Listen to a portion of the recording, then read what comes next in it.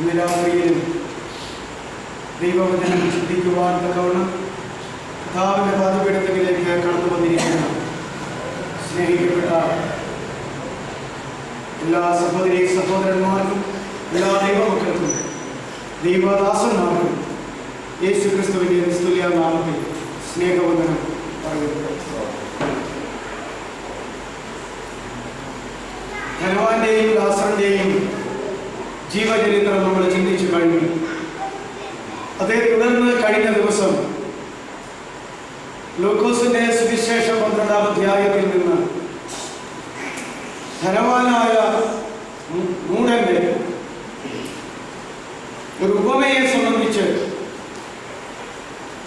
കർത്താവ് അരുളി ചെയ്ത ചില വേദഭാഗങ്ങൾ കൂടെ നമ്മളെ ചേർത്ത് ചിന്തിച്ചു. മാനസാന്തരപ്പെടാത്ത ഏക കാരണത്താലാണ് ഒരു ധനവാൻ പാതാളത്തിൽ പോയത് എന്ന് അവന് ബോധ്യപ്പെടുകയും ഈ ലോകത്തിൽ ജീവനോടിരിക്കുന്ന തന്റെ പ്രിയപ്പെട്ടവർ മാനസാന്തരപ്പെട്ടതുകൊണ്ട് ലാസർ അബ്രാഹാമിന്റെ മടിയിലായി എന്ന് കണ്ട് ബോധ്യപ്പെട്ടതുകൊണ്ടും അപ്രകാരം തന്റെ ഭൂമിയിലുള്ളവർ മാനസാന്തരപ്പെടുവാൻ പാതാളത്തിൽ അതിവേദനകളുടെ ഇടിയിൽ കിടന്നവൻ പർദീസായിലേക്ക് അബ്രാഹാമിനോട് നിലവിളിക്കുന്നതായി നമ്മൾ പഠിച്ചു. പക്ഷേ യാതൊരു ഫലവും അതുകൊണ്ട് ഉണ്ടായില്ല. ധനവാനായ മൂഢൻ എന്ന് പറയുന്നതായ ആ വ്യക്തിയുടെ കുറിച്ചുള്ള ഉപമ കർത്താവ് പറഞ്ഞപ്പോൾ ദൈവവിഷയമായി അയാൾ സമ്പന്നനായിരുന്നില്ല എന്നും ദൈവവിഷയമായി സമ്പന്നനാകാതെ അതിനെതിരായിട്ടുള്ള ആശയം തനിക്ക് തന്നെ നിക്ഷേപിക്കുന്നവനായി തീർന്നവനായതുകൊണ്ട് ഈ ധനവാൻ ഇപ്രകാരം സംഭവിച്ചു എന്ന ഉപമയിൽ കൂടെ കർത്താവ് പറയുന്നു. ആ ധനവാന്റെ തെറ്റുകൾ ഒന്ന്, ദൈവത്തെ കുറിച്ച് അവന് ബോധവാനായിരുന്നില്ല എന്നും, രണ്ട്, സഹജീവികളെ കുറിച്ച് അവൻ ബോധവാനായിരുന്നില്ല എന്നും, മൂന്ന്, ആത്മാവിനെ കുറിച്ച് അവൻ ബോധവാനായിരുന്നില്ല എന്നും, നാല്, മരണത്തെ കുറിച്ച് അവൻ ബോധവാനായിരുന്നില്ല എന്ന് നമ്മൾ ചിന്തിച്ചു. ഈ 4 തെറ്റുകൾ ലൂക്കോസിന്റെ സുവിശേഷം 12-ാം അധ്യായത്തിലൂടെ കർത്താവ് ജനത്തെ പഠിപ്പിക്കുമ്പോൾ ഈ തെറ്റ് തന്നെയാണ് ലൂക്കോസിന്റെ സുവിശേഷം 16-ാം അധ്യായത്തിൽ വിവരിക്കുന്ന ധനവാനും ഉണ്ടായിരുന്നത് എന്ന് നമുക്ക് കാണുവാൻ കഴിയും. എന്നാൽ അതിന് ധനവാൻ പറയുന്നത് ഞാൻ മാനസാന്തരപ്പെട്ടില്ല എന്നാണ്. അതുകൊണ്ട് യഥാർത്ഥമായ മാനസാന്തരം സംഭവിക്കുമ്പോൾ ഇപ്രകാരമുള്ള ബോധം ഉണ്ടാവുകയും ആധ്യാത്മിക ബോധത്തിൽ അവന്റെ ജീവിതത്തെ ക്രമപ്പെടുത്തുവാൻ ഇടയാവുകയും ചെയ്യുന്നു എന്നാണ് നമ്മൾ മനസ്സിലായത്. അപ്രകാരം ഒരു മാനസാന്തരം ആർക്കെങ്കിലും സംഭവിക്കാതിരുന്നാൽ അവൻ ധനവാനാകട്ടെ ദരിദ്രനാകട്ടെ അവന് ഒരു മാനസാന്തരം ഉണ്ടാകുന്നില്ലെന്നും ദൈവികമായി അവൻ സമ്പന്നനാകുന്നില്ല എന്നും അവന്റെ അവസ്ഥ തികച്ചും അതിവേദനകളുടെ പാതാളത്തിലാകും എന്ന് കർത്താവ് പറഞ്ഞു പഠിപ്പിച്ചു. ഈ 2 വേദഭാഗങ്ങളിലൂടെ മനുഷ്യന്റെ ഈ ലോക ജീവിതത്തിൽ അവസാനമായി സംഭവിക്കുന്ന മരണം, മരണാനന്തരമായിട്ടുള്ള അവരുടെ അവസ്ഥകൾ എന്നിവയെ കുറിച്ച് സമ്പൂർണമായി നമ്മുടെ കർത്താവ് ഈ ലോകത്തിലായിരുന്നപ്പോൾ ചരിത്ര സംഭവത്താലും ഉപമകളാലും നമ്മുടെ കർത്താവ് അന്നത്തെ ജനത്തെ പഠിപ്പിച്ചതുപോലെ എല്ലാ കാലത്തുമുള്ള എല്ലാ ജനത്തെയും പഠിപ്പിക്കുവാൻ ഈ വേദഭാഗങ്ങൾ ഇന്നും ജീവന്റെ തിരുമൊഴികളായി പുതിയ നിയമത്തിൽ അവശേഷിക്കുന്നു. ഇത്രത്തോളം വേദഭാഗം നമ്മൾ പറഞ്ഞു കഴിഞ്ഞു. തുടർന്ന് പഴയ നിയമ വേദഭാഗത്ത് നിന്ന് മരണത്തെ കുറിച്ച് ചിന്തിപ്പിക്കുന്ന ചില വാക്യങ്ങൾ ഇന്ന് നമുക്ക് വേഗത്തിൽ ചിന്തിക്കാം. അതിനുശേഷം പുതിയ നിയമത്തിൽ നിന്നുള്ളതായ വേദഭാഗങ്ങൾ നമുക്ക് ചിന്തിക്കാം. പഴയ നിയമം യാഥാർത്ഥ്യമല്ല എന്ന് പറഞ്ഞാൽ ഒരിളല്ല, നിഴലാണ് എന്നുള്ളത് നമ്മൾ മനസ്സിലാക്കേണ്ടതാണ്. പഴയ നിയമം ഏത് വിഷയത്തിന്റെയും ഒരു നിഴലായി നിൽക്കുമ്പോൾ പുതിയ നിയമം ആ വിഷയത്തിന്റെ പൊരുളായി നിൽക്കുന്നു. പഴയ നിയമത്തിലെ ജീവിതത്തിന്റെ പ്രമാണം മനസാക്ഷിയും അതുപോലെ ന്യായപ്രമാണവും ഒക്കെ ആയിരുന്നു എന്ന് നമുക്ക് മനസ്സിലാക്കുവാനായിട്ട് കഴിയും.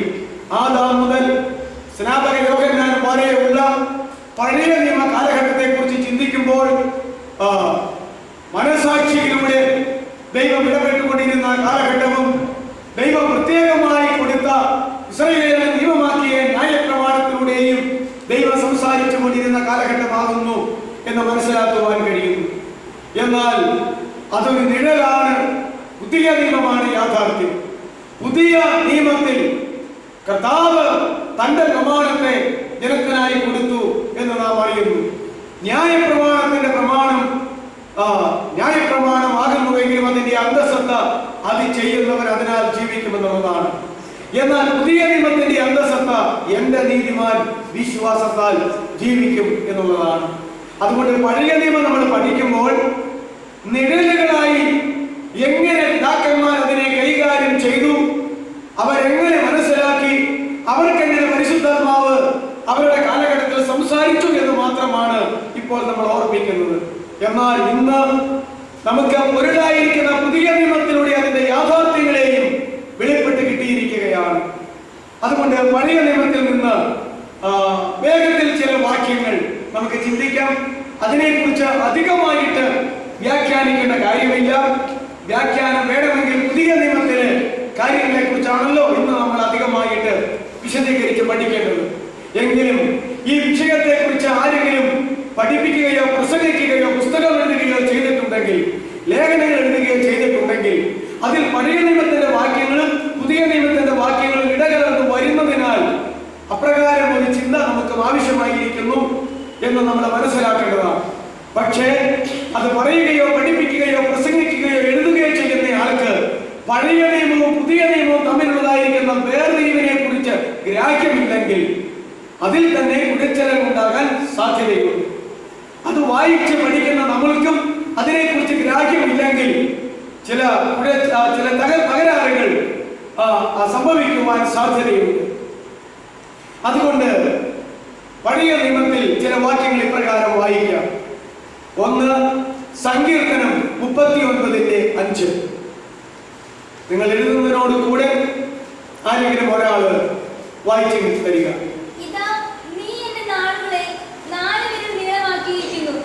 എന്റെ ആയുസ്സ് നിന്റെ മുമ്പാകെ ഏതുമില്ലാത്തതുപോലെ ഇരിക്കുന്നു. ഏതു മനുഷ്യനും ഉറച്ചു നിന്നാലും ഒരു ശ്വാസം അത്രേ. 3 കാര്യങ്ങളാണ് അവിടെ മരണത്തെ കുറിച്ച് പറഞ്ഞിരിക്കുന്നത്. ഒരിക്കൽ കൂടെ നിർത്തി വായിച്ചാട്ടെ.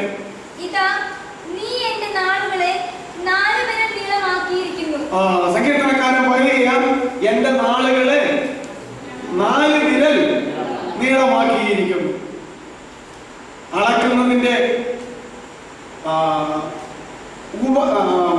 അളക്കുന്നതിന് ഉപയോഗിക്കുന്ന കാര്യങ്ങളെല്ലാം നമുക്കറിയാം. 1 വിരലിട, 2 വിരലിട, 3 വിരൽ, 4 വിരൽ എന്നിങ്ങനെ പറയാറുണ്ട്. 5 വിരൽ ആണ് ഒരു മനുഷ്യന്റെ കൈപ്പത്തി. അപ്പോ പിന്നെ ഒരു ചാൺ, ഒരു മുഴം, പിന്നെ അതിന്റെ ഒരു കൈയുടെ നീളം, പിന്നെ 2 കൈയും വിരിക്കുമ്പോൾ എന്താ ഒരു മാർഗമൊക്കെ നമ്മൾ പറയുമായിരുന്നു.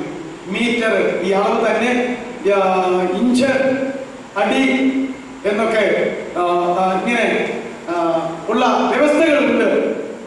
ഞാൻ പഠിച്ചിരുന്ന കാലത്ത് 12 ഇഞ്ച് ഒരടി, എത്ര അടി? 3 അടി 1 ഗജം, 222 ഗജം 1 ഫർലാങ്, 8 ഫർലാങ് 1 മൈൽ. ഇപ്പൊ കാര്യം മനസ്സിലായി. എന്നാൽ ഇപ്പോഴത്തെ 1 മൈൽ എന്ന് പറയുന്നത് 1.5 കിലോമീറ്റർ. ഇപ്പൊ കിലോമീറ്ററാണ്. അപ്പൊ മീറ്റർ കണക്ക്, അത് കിലോമീറ്റർ. അത് ഇപ്പോഴത്തെ 1 മൈൽ എന്ന് പറഞ്ഞാൽ 1.5 കിലോമീറ്ററോളം വരും. എനിക്കതിന്റെ തമ്മിൽ കൃത്യമായിട്ടൊന്നും പറയാൻ അറിയുന്നില്ല. ഞാൻ പഠിക്കുന്ന കാലത്ത് ഈ മീറ്റർ ഒന്നും ഇല്ലായിരുന്നു.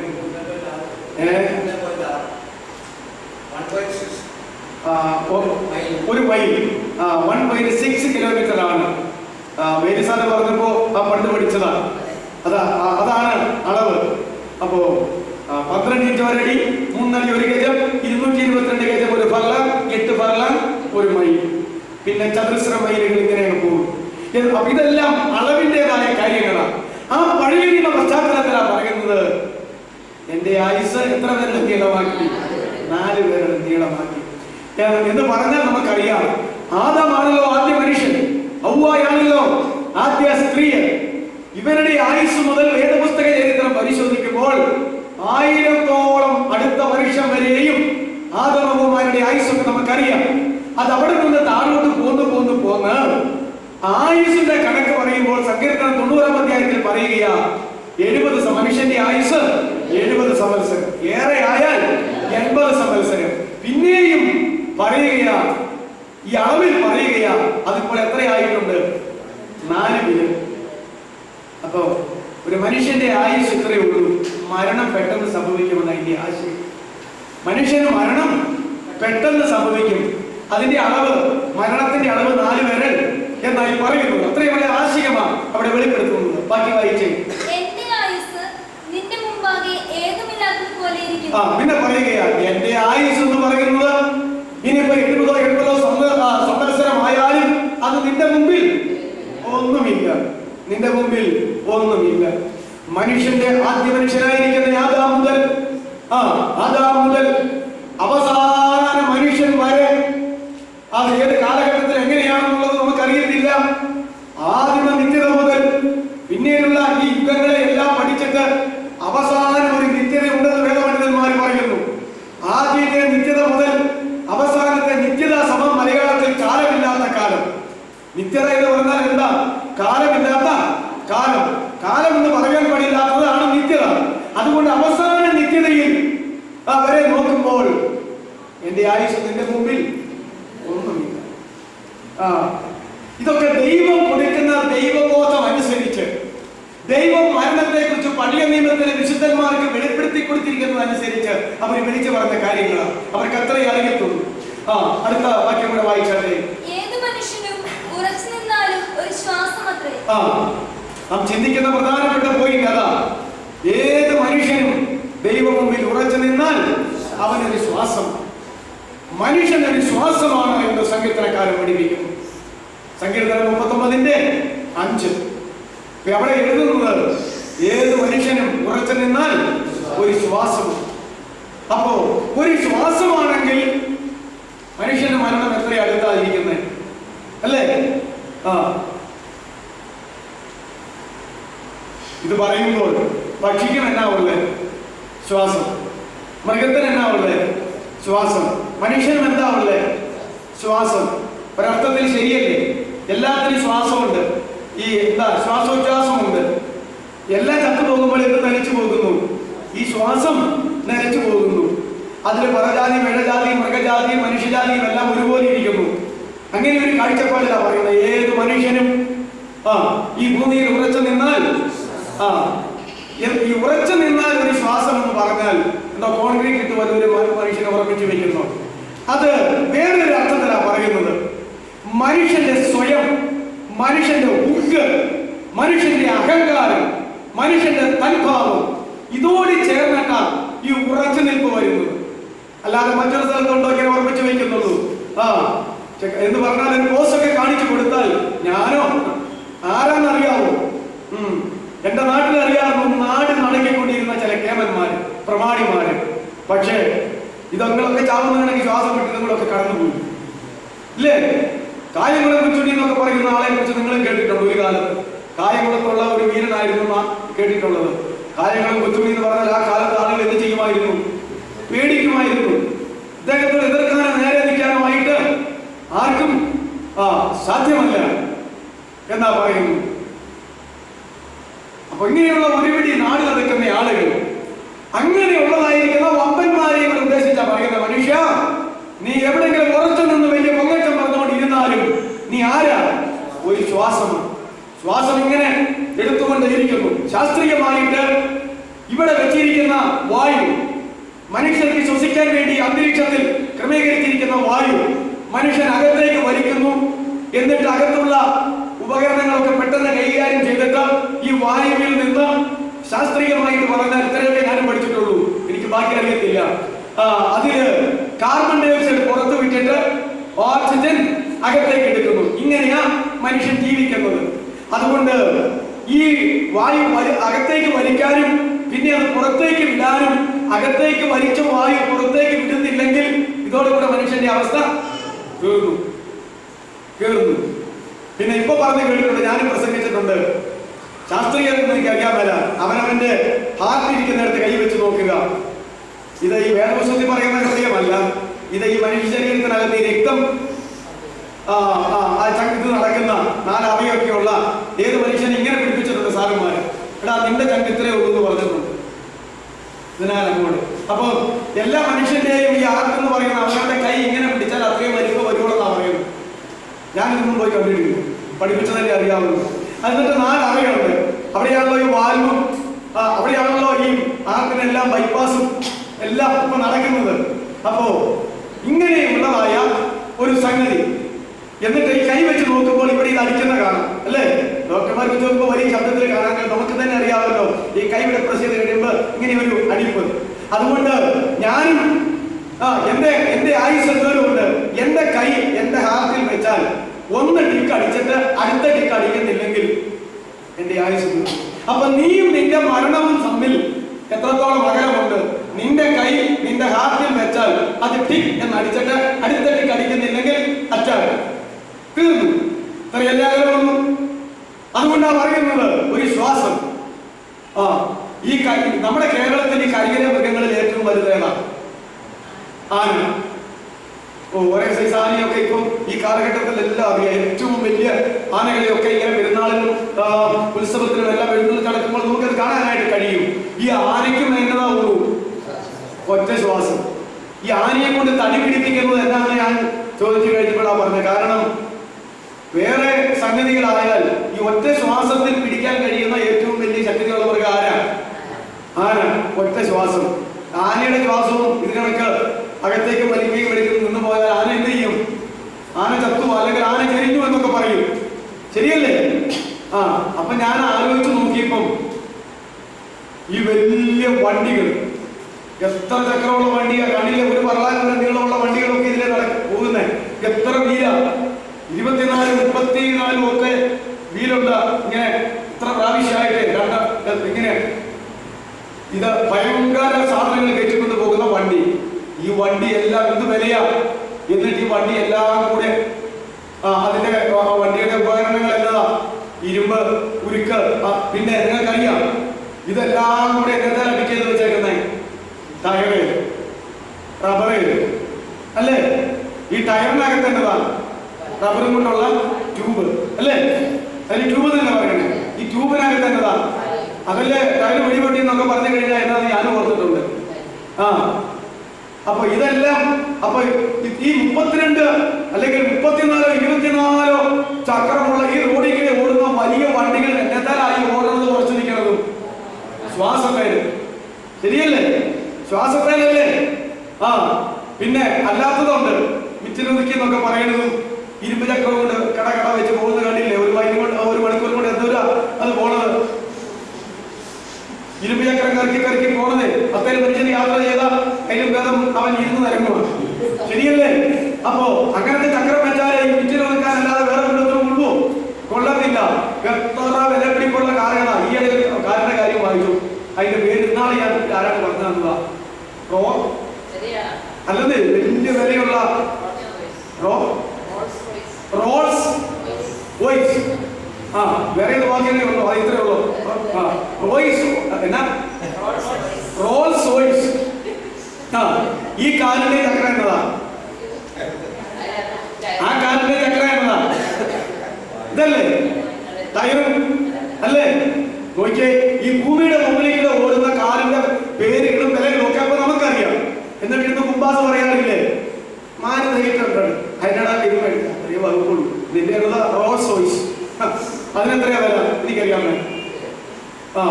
വെടിയുണ്ട കയറാത്ത വാഹനം കൂടി ആണെങ്കിൽ പിന്നെ നോക്കുമല്ല. അതിനെന്നാ വില? അതിന് ഭയങ്കര വിലയാ, ലക്ഷങ്ങളാണ്. ഇതെല്ലാം കൂടെ എങ്ങനെയായി ഓടുന്നത്? എന്നൊക്കെയാ? അപ്പൊ ഞാൻ പറഞ്ഞത്, ഏത് മനുഷ്യനും ഉറച്ചു നിന്നാൽ ശ്വാസം, മറ്റൊരർത്ഥത്തിൽ മറ്റു മൃഗാദികൾ ഉറച്ചു നിന്നാൽ ഒരൊറ്റ ശ്വാസം. ഈ ലക്ഷങ്ങൾ വില വരുന്ന ഈ കരയ്ക്കിടെ ഓടുന്ന ഈ കാറ്റും കൊണ്ട് ഓടുന്ന വാഹനങ്ങൾ ഉറച്ചു നിന്നാൽ എന്താ സംഭവിക്കുന്നത്? ഒരൊറ്റ ശ്വാസം അല്ലേ? അപ്പോ അത് നമ്മൾ മനസ്സിലാക്കണം. ഇതെല്ലാം ദൈവത്തിന്റെ ഒരു പ്ലാനും പദ്ധതിയുമാണ് കേട്ടോ, മനുഷ്യനെ പഠിപ്പിക്കുവാൻ. അങ്ങനെ ആരെങ്കിലും സൃഷ്ടികളുടെ മകുടമായിരിക്കുന്ന മനുഷ്യന് ഉറച്ചു നിന്നാൽ ഒരൊറ്റ ശ്വാസം. ബൈബിളിൽ ദൈവത്തിന്റെ ശ്വാസത്തെ കുറിച്ച് തന്നെ ധാരാളം കാര്യങ്ങൾ പറഞ്ഞിട്ടുണ്ട്. യഹോവയായ ദൈവം മനുഷ്യനെ മണ്ണുകൊണ്ട് നിർമ്മിച്ചിട്ട് അവന്റെ മൂക്കിൽ ജീവശ്വാസം ഊതിക്കയറ്റിയപ്പോൾ മനുഷ്യൻ ജീവനുള്ള ദേഹിയായി തീർന്നു. സൃഷ്ടിക്കുവാൻ ദൈവത്തിന്റെ ശ്വാസം ആവശ്യമായി വന്നിരുന്നു അല്ലേ? പിന്നീട് പറയുകയാ, യഹസ്കേൽ പ്രവചനത്തിൽ പറയുന്നുണ്ടല്ലോ, പ്രവാചകനെ ഒരു അസ്ഥികുമ്പാരത്തിനിടയിൽ കൂടെ കടത്തി വിട്ടിട്ട് ചോദിക്കുകയാണ്, യഹോവയുടെ ദൂതൻ ചോദിക്കുകയാ, ഈ അസ്ഥികൾ ജീവിക്കുമോ? പ്രവാചകൻ പറയുകയാ, എനിക്കറിഞ്ഞുകൂടാ, നിനക്ക് അറിയാമല്ലോ. ഉടനെ പറയുകയാ, ഈ അസ്ഥികൾ ഏറ്റവും ഉണങ്ങിപ്പോയിരിക്കുന്നു അല്ലേ? എന്നിട്ട് എന്താ പറയുന്ന? പ്രവാചകനോട് പറയുകയാ, നീ എന്ത് ചെയ്യണം? കാറ്റിനോട് പ്രവചിക്കാനായിട്ട് പറഞ്ഞു. പ്രവാചകൻ യഹസ്കേൽ വിളിച്ചു പറയുകയാ, അതുകൊണ്ട് ശ്വാസമേ, ഇപ്പോൾ 4 കാറ്റുകളിൽ നിന്നും നീ ശക്തിയോടെ വന്ന് ഈ ലിഖിതന്മാർ ജീവിക്കേണ്ടതിന് ഈ അസ്ഥികുമ്പാരത്തിന്മേൽ ഊതുക എന്ന് പറഞ്ഞു. അങ്ങനെ 4 കാറ്റുകളിൽ നിന്നും ശ്വാസം വന്ന് ഈ താഴ്വരയിലുള്ള അസ്ഥികുമ്പാരത്തിന്മേൽ അടിച്ചു. എന്താ സംഭവിച്ചത്? അസ്ഥിയോട് ചേർന്നു. അസ്ഥിയുടെ മേലെ ഞരമ്പുകൾ വെച്ച് പിടിക്കപ്പെട്ടു. എല്ലാ അസ്ഥികൂറുകൾക്കും മാംസം വന്ന് പിടിച്ചു. കാര്യം നല്ല മനോഹരമായ തൊക്കുണ്ടായി, അതിന് ജീവനുണ്ടായി, അത് എഴുന്നേറ്റ് നിന്നു. അവസാനം പറയുക, ഏറ്റവും ഉണങ്ങിയ അസ്ഥികുമ്പാരങ്ങൾ ഇപ്പോൾ ഏറ്റവും ജീവനുള്ള സൈന്യമായി മാറി അല്ലേ? ഇതാ പറയുന്നത്. അവിടെ എന്താ പറയുന്നത്? അപ്രകാരം സംഭവിക്കുവാൻ ശ്വാസമേ, നീ 4 കാറ്റുകളിൽ നിന്നും വന്ന് ഈ ലിഖിതന്മാർ ജീവിക്കേണ്ടതിന് ഈ അസ്ഥികുമ്പാരത്തിന്റെ മേൽ നീ ഊതുക എന്ന് പറഞ്ഞു. അപ്പോൾ അത് സംഭവിച്ചിരിക്കുന്നു. ദൈവത്തിന്റെ ശ്വാസം ആദ്യങ്ങളെ മനുഷ്യനെ സൃഷ്ടിച്ചു കൊണ്ടിരിക്കുകയാണ്. ഇന്നും ആ ശ്വാസമാണ് സൃഷ്ടിക്കപ്പെട്ടുകൊണ്ടിരിക്കുന്നത്. അതുകൊണ്ട് പ്രിയ ലിഖിതന്മാർ ജീവിക്കേണ്ടതിന് ദൈവത്തിന്റെ ശ്വാസത്തെ അയക്കുന്നു എന്ന് നമ്മൾ മനസ്സിലാക്കേണ്ടതാണ് അല്ലേ? തെസ്സലോനിക്ക ലേഖനത്തിലേക്ക് വരുമ്പോൾ കർത്താവിന്റെ ഭൂമിയിലേക്കുള്ള വരവിനെ സംബന്ധിച്ച് 2 തെസ്സലോനിക്ക ലേഖനത്തിൽ പറയുമ്പോൾ ഇപ്രകാരം കാണുവാൻ കഴിയുന്നു. കർത്താവ് തന്റെ വായിലെ ശ്വാസത്താൽ അധർമ്മമൂർത്തിയെ ഒടുക്കിക്കളയും. യേശു തമ്പുരാൻ ഒലിവുമലയിൽ വന്നിട്ട് അധർമ്മമൂർത്തിയെ ഒടുക്കുന്നത് എങ്ങനെയാ? തന്റെ വായിലെ ഒരൊറ്റ ഊത്തിനാൽ അവനെ ഒടുക്കിക്കളയും. എന്തുകൊണ്ടാണ് അവന്റെ വായിലെ ശ്വാസം ഒടുക്കാൻ കഴിയുന്നത്? ഇത് സൃഷ്ടിക്കാൻ കഴിയുന്ന ശ്വാസമാണ്. ഇത് ലിഖിതന്മാരെ ജീവിപ്പിക്കാൻ കഴിയുന്ന ഒരു ശ്വാസമാണ്. ഇത് അധർമ്മമൂർത്തിയെ ഒറ്റ ശ്വാസത്താൽ ഒടുക്കാൻ കഴിയുന്ന ഒരു ശ്വാസമാണ്. അതുപോലെ തന്നെ എതിർ ക്രിസ്തുവിന്റെ 3.5 വർഷക്കാലത്തെ പ്രവർത്തനത്തിനിടയിൽ യഹൂദന്മാരോട് രാജ്യത്തിന്റെ സുവിശേഷം പ്രസംഗിക്കുവാൻ 2 സാക്ഷികളായ മോശയെയും ഏലിയാവിനെയും അല്ല, പ്രവാചകന്മാർ പണ്ഡിതന്മാരുടെ അഭിപ്രായം അനുസരിച്ച് ഒരു ചെറിയ തർക്കമുണ്ട്. ചിലർ പറയും മോശയും ഏലിയാവുമാണ് വരുന്നതെന്നും, മറ്റു ചിലർ പറയും ആനോക്കും ഏലിയാവുമാകുന്നുവെന്നും. ഏതായാലും 2 സാക്ഷികൾ വന്നിട്ട് 3.5 കൊല്ലം അവരോട് പ്രസംഗിക്കും. എതിർ ക്രിസ്തു അവരെ കൊല്ലും. 3 ദിവസം അവരുടെ ശവം യെരൂശലേമിന്റെ വീഥികളിൽ കിടക്കും. ലോകം ഒട്ടുക്ക് അന്ന് എവിടെയെല്ലാം ടെലിവിഷൻ ഉണ്ടാകുമോ, ഏതെല്ലാം ഉപകരണത്തിൽ ഉണ്ടാകുമോ അത് ഇരുന്നുകൊണ്ട് കാണും.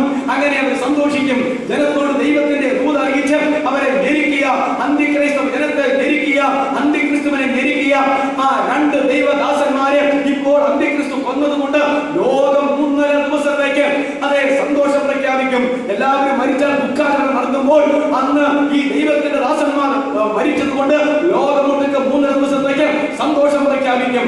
അങ്ങനെ സമ്മാനങ്ങൾ കൈമാറി സന്തോഷം രേഖപ്പെടുത്തിക്കൊണ്ടിരിക്കും അളവിൽ അവിടെ നമ്മൾ വായിക്കുകയാണ്. അപ്പോൾ അവരിലേക്ക് ദൈവത്തിന്റെ ശ്വാസം വന്നു.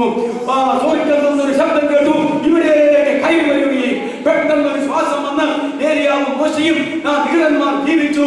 അവരെ ജീവനുള്ളവരായി ഭൂമിയിൽ നിന്ന് അന്ത്യക്രൈസ്തവ ജനം കാണെ എതിർ ക്രിസ്തു കാണെ അവർ സ്വർഗ്ഗത്തിലേക്ക് എടുക്കപ്പെട്ടു. അപ്പോൾ മധ്യപൗരസ്ത്യ ദേശത്ത് ഒരു ഭൂകമ്പം ഉണ്ടായി. 7-1 ജനം ആ ഭൂകമ്പത്താൽ നശിച്ചു പോയി. അതുകൊണ്ട് തന്റെ വിശുദ്ധന്മാരെ ദുഷ്ടലോകത്തിൽ നിന്ന് മാറ്റുവാനും ഈ ദൈവത്തിന്റെ ശ്വാസം ഉപകരിക്കും എന്ന് മനസ്സിലാക്കേണ്ടതാ. ഞാൻ പറഞ്ഞതിന്റെ ചുരുക്കം ഉൽപ്പത്തി മുതൽ വെളിപാട് വരെയും നമ്മൾ നോക്കുമ്പോൾ ദൈവത്തിന്റെ ശ്വാസത്തെ കുറിച്ചും ആ ശ്വാസത്തിന്റെ നിരന്തരമായ പലവിധത്തിലുള്ള പ്രവർത്തനങ്ങളെ കുറിച്ചും കാണുവാൻ കഴിയുന്നു.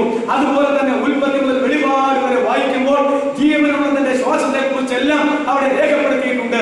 ഇവിടെ ഇതാ ഏത് മനുഷ്യനും ഈ ലോകത്തിൽ ഉറച്ചു നിന്നാൽ അവൻ ഇതുപോലെ ഒരു ശ്വാസമാകുന്നു എന്നുള്ള കാഴ്ചപ്പാട് സങ്കീർത്തനക്കാരന് ദൈവം കൊടുത്തിട്ട് അത് ദിനമറിയുവാൻ വേണ്ടിയിട്ട് അത് ഇവിടെ രേഖപ്പെടുത്തിയിരിക്കുകയാണ്. ആ വാക്യം നമുക്ക് വിടാം. അടുത്തത് രണ്ടാമത്തെ വാക്യം സഭാപ്രസംഗി 3-ാം അധ്യായത്തിന്റെ 1 മുതൽ 1-2 വാക്യം വായിച്ചാട്ടെ. സഭാപ്രസംഗി 3-ാം അധ്യായം അതിന്റെ 1 മുതൽ 2 വരെയുള്ള വാക്യങ്ങൾ. എല്ലാത്തിനും ഒരു സമയമുണ്ട്. ആകാശത്തിന് കീഴിലുള്ള സകല കാര്യത്തിനും ഒരു കാലമുണ്ട്. ജനിപ്പാൻ ഒരു കാലം, മരിപ്പാൻ ഒരു കാലം. ഇനി വായിക്കണ്ട, നമ്മുടെ വിഷയം വന്നല്ലോ. പിന്നെ ഒറ്റപിടി കാര്യങ്ങൾ പറയുന്നത്, നടാൻ ഒരു കാലം, വിളവെടുക്കാൻ ഒരു കാലം എന്നൊക്കെ പറയുന്ന കാലങ്ങളുടെ ലിസ്റ്റൊക്കെ പോവുകയാണ്. അവിടെ സഭാപ്രസംഗി പറയുകയാ, മനുഷ്യനെ ജനിക്കാൻ ഒരു കാലം, അതുപോലെ തന്നെ മരിക്കാൻ ഒരു കാലം. ഇത് നമ്മൾ ഇതിനു മുമ്പ് ചിന്തിച്ചിട്ടുണ്ട്. ഒരിക്കൽ മരണം, ഒരിക്കൽ ജനനം, ഒരിക്കൽ മരണം, ഒരിക്കൽ ന്യായവിധി. അത് നമ്മൾ ചിന്തിച്ചതാ. പക്ഷേ അങ്ങനെയല്ല. ഇവിടെ വേറൊരു തരത്തിൽ പറയുന്നേ ഉള്ളൂ. മനുഷ്യന് ജനിക്കാൻ ഒരു കാലം, അന്ന് മനുഷ്യൻ ജനിക്കുന്നു. മനുഷ്യന് മരിക്കാൻ ഒരു കാലം, അതുകൊണ്ട് ഏത് മനുഷ്യനും മരിക്കാൻ ഒരു കാലമുണ്ട് എന്ന് സഭാപ്രസംഗി തന്റെ കാലഘട്ടത്തിൽ ദൈവാത്മാക്കളോടെ സംസാരിക്കുകയും അന്നത്തെ ജനത്തെ അത് ഓർപ്പിക്കുകയും ചെയ്തു. പുതിയ നിയമത്തിൽ കുറെ കൂടെ വ്യക്തമായിട്ട് ആ കാര്യങ്ങൾ രേഖപ്പെടുത്തിയിട്ടുണ്ട് എന്ന് മാത്രം. അതുകൊണ്ട് മരിക്കാൻ ഒരു കാലം, ജനിക്കാൻ ഒരു കാലം, കുറെ കൂടെ പുതിയ നിയമത്തിൽ പറയുകയാ, ന്യായം വിധിക്കാൻ ഒരു കാലം. അതുകൊണ്ട് ഒരിക്കൽ ജനനം, ഒരിക്കൽ മരണം, ഒരിക്കൽ ന്യായവിധി എന്ന് പറഞ്ഞിരിക്കുന്നത്. അടുത്ത മറ്റൊരു വാക്യം നമുക്ക് നോക്കാം. ഇയ്യോബ് 18:14. ഇയ്യോബ് 18:14.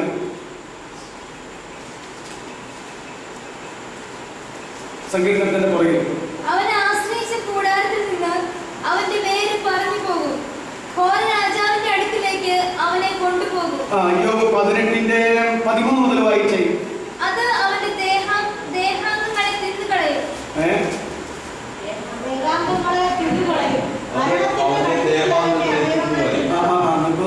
വാക്യം എനിക്ക് തിരിയാനായിട്ടാ ഞാൻ ചോദിച്ചത്. ദേഹ അംഗങ്ങള്,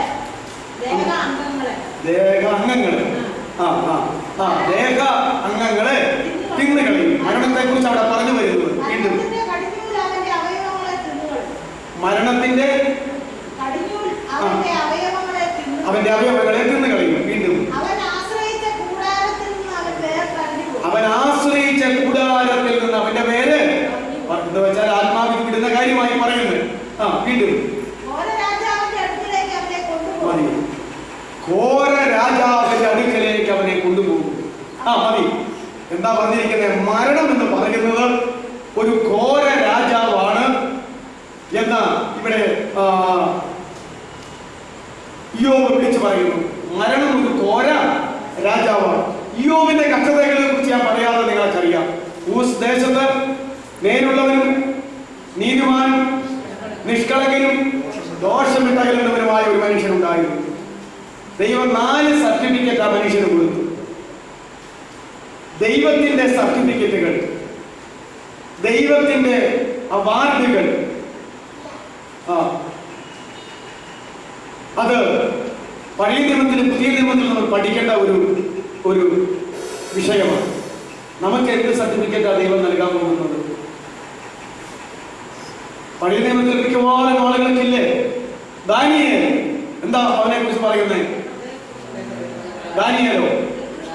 ദാനിയേൽ എന്റെ പ്രിയൻ അല്ലേ? ദാനിയേൽ ദൈവത്തിന്റെ പ്രിയനാണ്. അങ്ങനല്ലേ പറയുന്നത്? ലാസർ സഹോദരിമാരെ പറഞ്ഞുവിട്ടെ, കർത്താവേ നിനക്ക് പ്രിയനായവൻ എന്ന് പറഞ്ഞാൽ ഒരുത്തനെ ഉള്ളൂ. അല്ലെങ്കിൽ പിന്നെ അങ്ങനെ പറയുമോ? ബഥാന്യയിൽ നിനക്ക് പ്രിയനായവൻ ഇപ്പോൾ എന്ത് ചെയ്യുന്നു? ദീനമായി കിടക്കുന്നു. ദാനിയേൽ ദൈവത്തിന്റെ പ്രിയനാണ്. ദാവീദ് എന്റെ ഹൃദയപ്രകാരം ഉള്ളവൻ, അബ്രഹാം എന്റെ സ്നേഹിതൻ. ഇങ്ങനെ ഓരോരുത്തർക്കും പേരുകൾ കൊടുത്തിട്ടുണ്ട്. എന്ന് പറഞ്ഞാൽ ഇത് വെറും പേരല്ല, ഇന്ന പേരല്ലെങ്കിൽ ഇന്ന പേരെന്നല്ല. ദൈവം കൊടുത്തിരിക്കുന്ന ജീവിതത്തോടുള്ളതായിരിക്കുന്ന ബന്ധത്തിൽ ദൈവം കൊടുത്തിരിക്കുന്ന അവസ്ഥകളാണ്. അബ്രഹാം എന്റെ സ്നേഹിതനാണ്. ദൈവത്തിന് കൂട്ടുകൂടാൻ ആ കാലഘട്ടത്തിൽ ഭൂമിയിലുള്ള ഒരാളാണ് ആര്? അബ്രഹാം. അങ്ങനെ നമ്മള് ഇത് ജോലിയോടുള്ള ബന്ധത്തിൽ കൊടുത്തതല്ല, ജീവിതത്തോടുള്ള ബന്ധത്തിൽ കൊടുത്തിരിക്കുന്നതാണ്. അതാണ് ഇയ്യോബിനെ കുറിച്ച് പറഞ്ഞിരിക്കുന്നത്. ഊസ് ദേശത്ത് നീതിമാനും നേരുള്ളവരും നിഷ്കളങ്കനും ദോഷമിട്ട അപ്പോ എന്നിട്ട് അവനുണ്ടായ പരീക്ഷകളും പരിശോധനകളും ഒക്കെയാണ് നമ്മൾ പറയുന്നത്. ഇതിന്റെ മധ്യത്തിൽ അവൻ മരണത്തെയും അഭിമുഖമായി കാണുകയാണ്. അവസാനം ദൈവം എന്നാ പിശാചിനോട് പറഞ്ഞത്, അവന്റെ പ്രാണൻ മാത്രം നീ തൊടണ്ട, ബാക്കി എന്തുമാണ്. അവന്റെ പ്രാണനെ തൊടാതെ അവന്റെ തൊലി, അവന്റെ ത്വക്ക്, അവന്റെ മാംസം, അവന്റെ ഞരമ്പ്, അവന്റെ അസ്ഥി എന്തുമായാലും കുഴപ്പമില്ല. അതെങ്ങനെയാണ് ദൈവത്തിന് അറിയാം, സാധാരണ അറിയാം. അവന്റെ പ്രാണനെ മാത്രം തൊടരുത്. അവൻ എന്താ മനസ്സിലാക്കുന്നേ? അവന്റെ ദേഹം മുഴുവൻ വ്രണത്താൽ നിറഞ്ഞു. അപ്പോഴാ പറഞ്ഞത്, എന്റെ ദേഹം ഇങ്ങനെ ക്ഷയിച്ചു പോയാലും ഞാൻ ദേഹരഹിതനായി എന്ന് പറയുന്നു. ദേഹസഹിതനായിട്ടാണ് ശരിയെന്ന് പറയുന്നു. എന്റെ ദേഹം ഇങ്ങനെ നശിച്ചു പോയാലും ദേഹരഹിതനായി ഞാൻ എന്റെ ദൈവത്തെ. സങ്കീർത്തനം 55:4-5. എന്റെ ഹൃദയം എന്റെ ഉള്ളിൽ വേദനപ്പെട്ടിരിക്കുന്നു, മരണഭീതിയും എന്റെ മേൽ വീണിരിക്കുന്നു, ഭയവും വിറയലും എന്നെ പിടിച്ചിരിക്കുന്നു, പരിഭവം എന്നെ മൂടിയിരിക്കുന്നു. മതി. ഇതാര് പറയുന്നതാണ്? ഈ 55-ാമത്തെ സങ്കീർത്തനം ആര് എഴുതിയെന്ന് നോക്കിക്കേ. ദാവീദിന്റെ സങ്കീർത്തനമാണല്ലോ. നിങ്ങൾ ഓർക്കുന്നുണ്ടോ? താൻ കൊച്ചു ബാലനായിരിക്കുന്ന, ചെറുപ്പമായിരിക്കുന്ന അവസരത്തില് ചേട്ടന്മാരുടെ സുഖവർത്തമാനം അറിയാൻ അവർക്ക് അപ്പവും സാധന സാമഗ്രികളും ഒക്കെ ആയിട്ട് അപ്പം പറഞ്ഞയച്ചതാണല്ലോ. അവിടെ ചെന്നപ്പോൾ 3 ചേട്ടന്മാരോ മറ്റേ ശൗലിന്റെ പട്ടാളത്തിലുണ്ട്. അപ്പൊ അവിടെ ഒരു യുദ്ധം വെല്ലുവിളി നടന്നുകൊണ്ടിരിക്കുകയാണ്. ഫെലിസ്ത്യരുടെ നായകനായിരിക്കുന്ന ഗോലിയാത്ത് കടന്നു വന്നിട്ട് ഇസ്രായേൽ നിരകളെ വെല്ലുവിളിച്ചുകൊണ്ടിരിക്കുകയാണ്. ഇസ്രായേലിൽ എന്നോട് യുദ്ധം ചെയ്യാൻ ധൈര്യമുള്ളവൻ ആരെങ്കിലും ഉണ്ടെങ്കിൽ കടന്നു വരട്ടെ. അങ്ങനെ ഇസ്രായേലിൽ നിന്ന് ഒരുത്തൻ വരട്ടെ. ഇതാ ഫെലിസ്ത്യരിൽ നിന്ന് ഞാൻ ഒരുത്തൻ വന്നിരിക്കുന്നു. അങ്ങനെ ഒരു യുദ്ധം നടക്കട്ടെ എന്ന് പറഞ്ഞിട്ട് ആർക്കും ചെല്ലാനായിട്ട് കഴിയുന്നില്ല. അപ്പോഴാണ് ചേട്ടന്മാരുടെ സുഖവർത്തമാനം അറിയാൻ ചെന്ന ദാവീദ്, ബാക്കി ചരിത്രം നിങ്ങൾക്ക് അറിയാമല്ലോ, വിവരങ്ങളൊക്കെ അന്വേഷിച്ച് പിടിച്ചു കഴിഞ്ഞപ്പോൾ അവൻ ഇവിടെ വന്ന് കാര്യം അന്വേഷിച്ചപ്പോൾ തന്നെ ചേട്ടന്മാർക്ക് ഇഷ്ടപ്പെട്ടില്ല.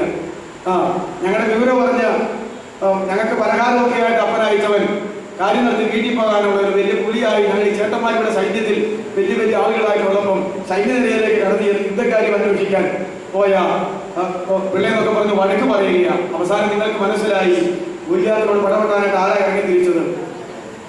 ദാവീദ്. ഈ അഗ്നിധർമ്മിയായിരിക്കുന്ന ഈ ഗോലിയാത്ത് ജീവനുള്ള ദൈവത്തിന്റെ ജനമായിരിക്കുന്ന ഇസ്രായേലിനെ നിന്ദിക്കുവാൻ ഇവൻ ആര് എന്ന് ചോദിച്ചുകൊണ്ട് ദാവീദിന്റെ രക്തം തിളയ്ക്കുകയാണ്. ഞാൻ ഇവനോട് യുദ്ധം ചെയ്യാം, ഇവനെ തോൽപ്പിക്കാമെന്നൊക്കെ പറഞ്ഞു. പെട്ടെന്ന് വർത്തമാനം ശബലിന്റെ അടുക്കൽ ചെന്നു. എന്നാൽ കൊച്ചുമണിക്കരുന്ന് കാണണമെന്ന് പറഞ്ഞപ്പോൾ ആരാ കയറി ചെല്ലുന്നത്? ആട് നോക്കുന്ന ഈ ദാവീദ് കൊച്ച്. പിന്നെ നമുക്ക് ആ വിവരങ്ങളൊക്കെ അറിയാം. ഞാൻ ആട് നോക്കിക്കൊണ്ടിരുന്നപ്പോൾ സിംഹം വന്നു, ഞാൻ അടിച്ചു തകർത്തു, കരടി വന്നു, അവനെ കൊന്നു എന്നൊക്കെ വീരപരാക്രമം പറഞ്ഞു. ഇതൊക്കെ പറഞ്ഞപ്പോൾ ശബല് കൊല്ലുന്നോർത്തും വിട്ടതല്ല. ഇത് തെറ്റോ ശരിയോ? ശരിയായിരിക്കും. പോയാ എന്നാ പണ്ടാരാണ് പറഞ്ഞ കണക്ക്, പോയാ ഒരു വാക്കല്ലേ കൊടുക്കുള്ളൂ, കിട്ടിയാ വേണ്ടത് കിട്ടുമല്ലോ എന്ന് പറഞ്ഞ കണക്ക്. പോയാ ഈ കൊച്ചി എത്തു എല്ലാവരും എന്നാ ശബുരാജാവിന് പറ്റുന്നത് വിട്ടു. അവിടെ ചെന്ന് കഴിഞ്ഞപ്പോ എങ്ങനെയാ കല്ലും കവണിയുമായിട്ട് ഉടനെ കൊല്ലം എന്നാ പറഞ്ഞേ, എടാ കല്ലും കവണിയായിട്ട് വരാൻ ഞാനൊരു നായോ? പട്ടിയെ ഓടിക്കാൻ പിള്ളേർ ഓടുന്ന പോലെ എന്നെ ഓടിക്കാൻ. ചുരുക്കി വിവരം പറഞ്ഞാൽ നിങ്ങൾക്കറിയാം. അവനെ പടമ്പ് തടിയും ഒക്കെ കുന്തവും ഒക്കെ ആയിട്ട് അവൻ അവിടെ അഭ്യാസം കാണിച്ചു കൊടുത്തപ്പോ ദാവീദ് കല്ലെടുത്ത് കവണിയിൽ വെച്ച് വീശി മല്ലന്റെ നെറ്റിയൽ എറിഞ്ഞ മല്ലൻ വീണു. ഓടിച്ചെന്ന് അവന്റെ പുറത്ത് കയറുന്ന അവന്റെ അവരിയിൽ നിന്ന് വാള് തന്നെ എടുത്തു, അവന്റെ കഴുത്തറുത്തു, അവന്റെ ചെടക്ക് പിടിച്ചുകൊണ്ട് വാളുമായിട്ട് തലയും കൊണ്ട് അവര് ശബരിന്റെ കൊട്ടാരത്തിലേക്ക് ചെന്നു. ഈ ദാവീദ് എത്രത്തോളം ധൈര്യമുള്ളവനാ അത് പറയാനാ. എന്നിട്ട് ഇപ്പൊ ദാവീദ് എന്നാ പറയണത്?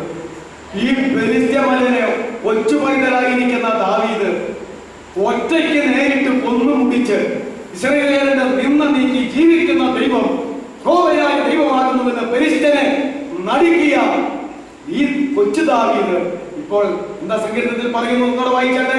എന്റെ ഹൃദയം എന്റെ ഉള്ളിൽ വേദനപ്പെട്ടിരിക്കുന്നു,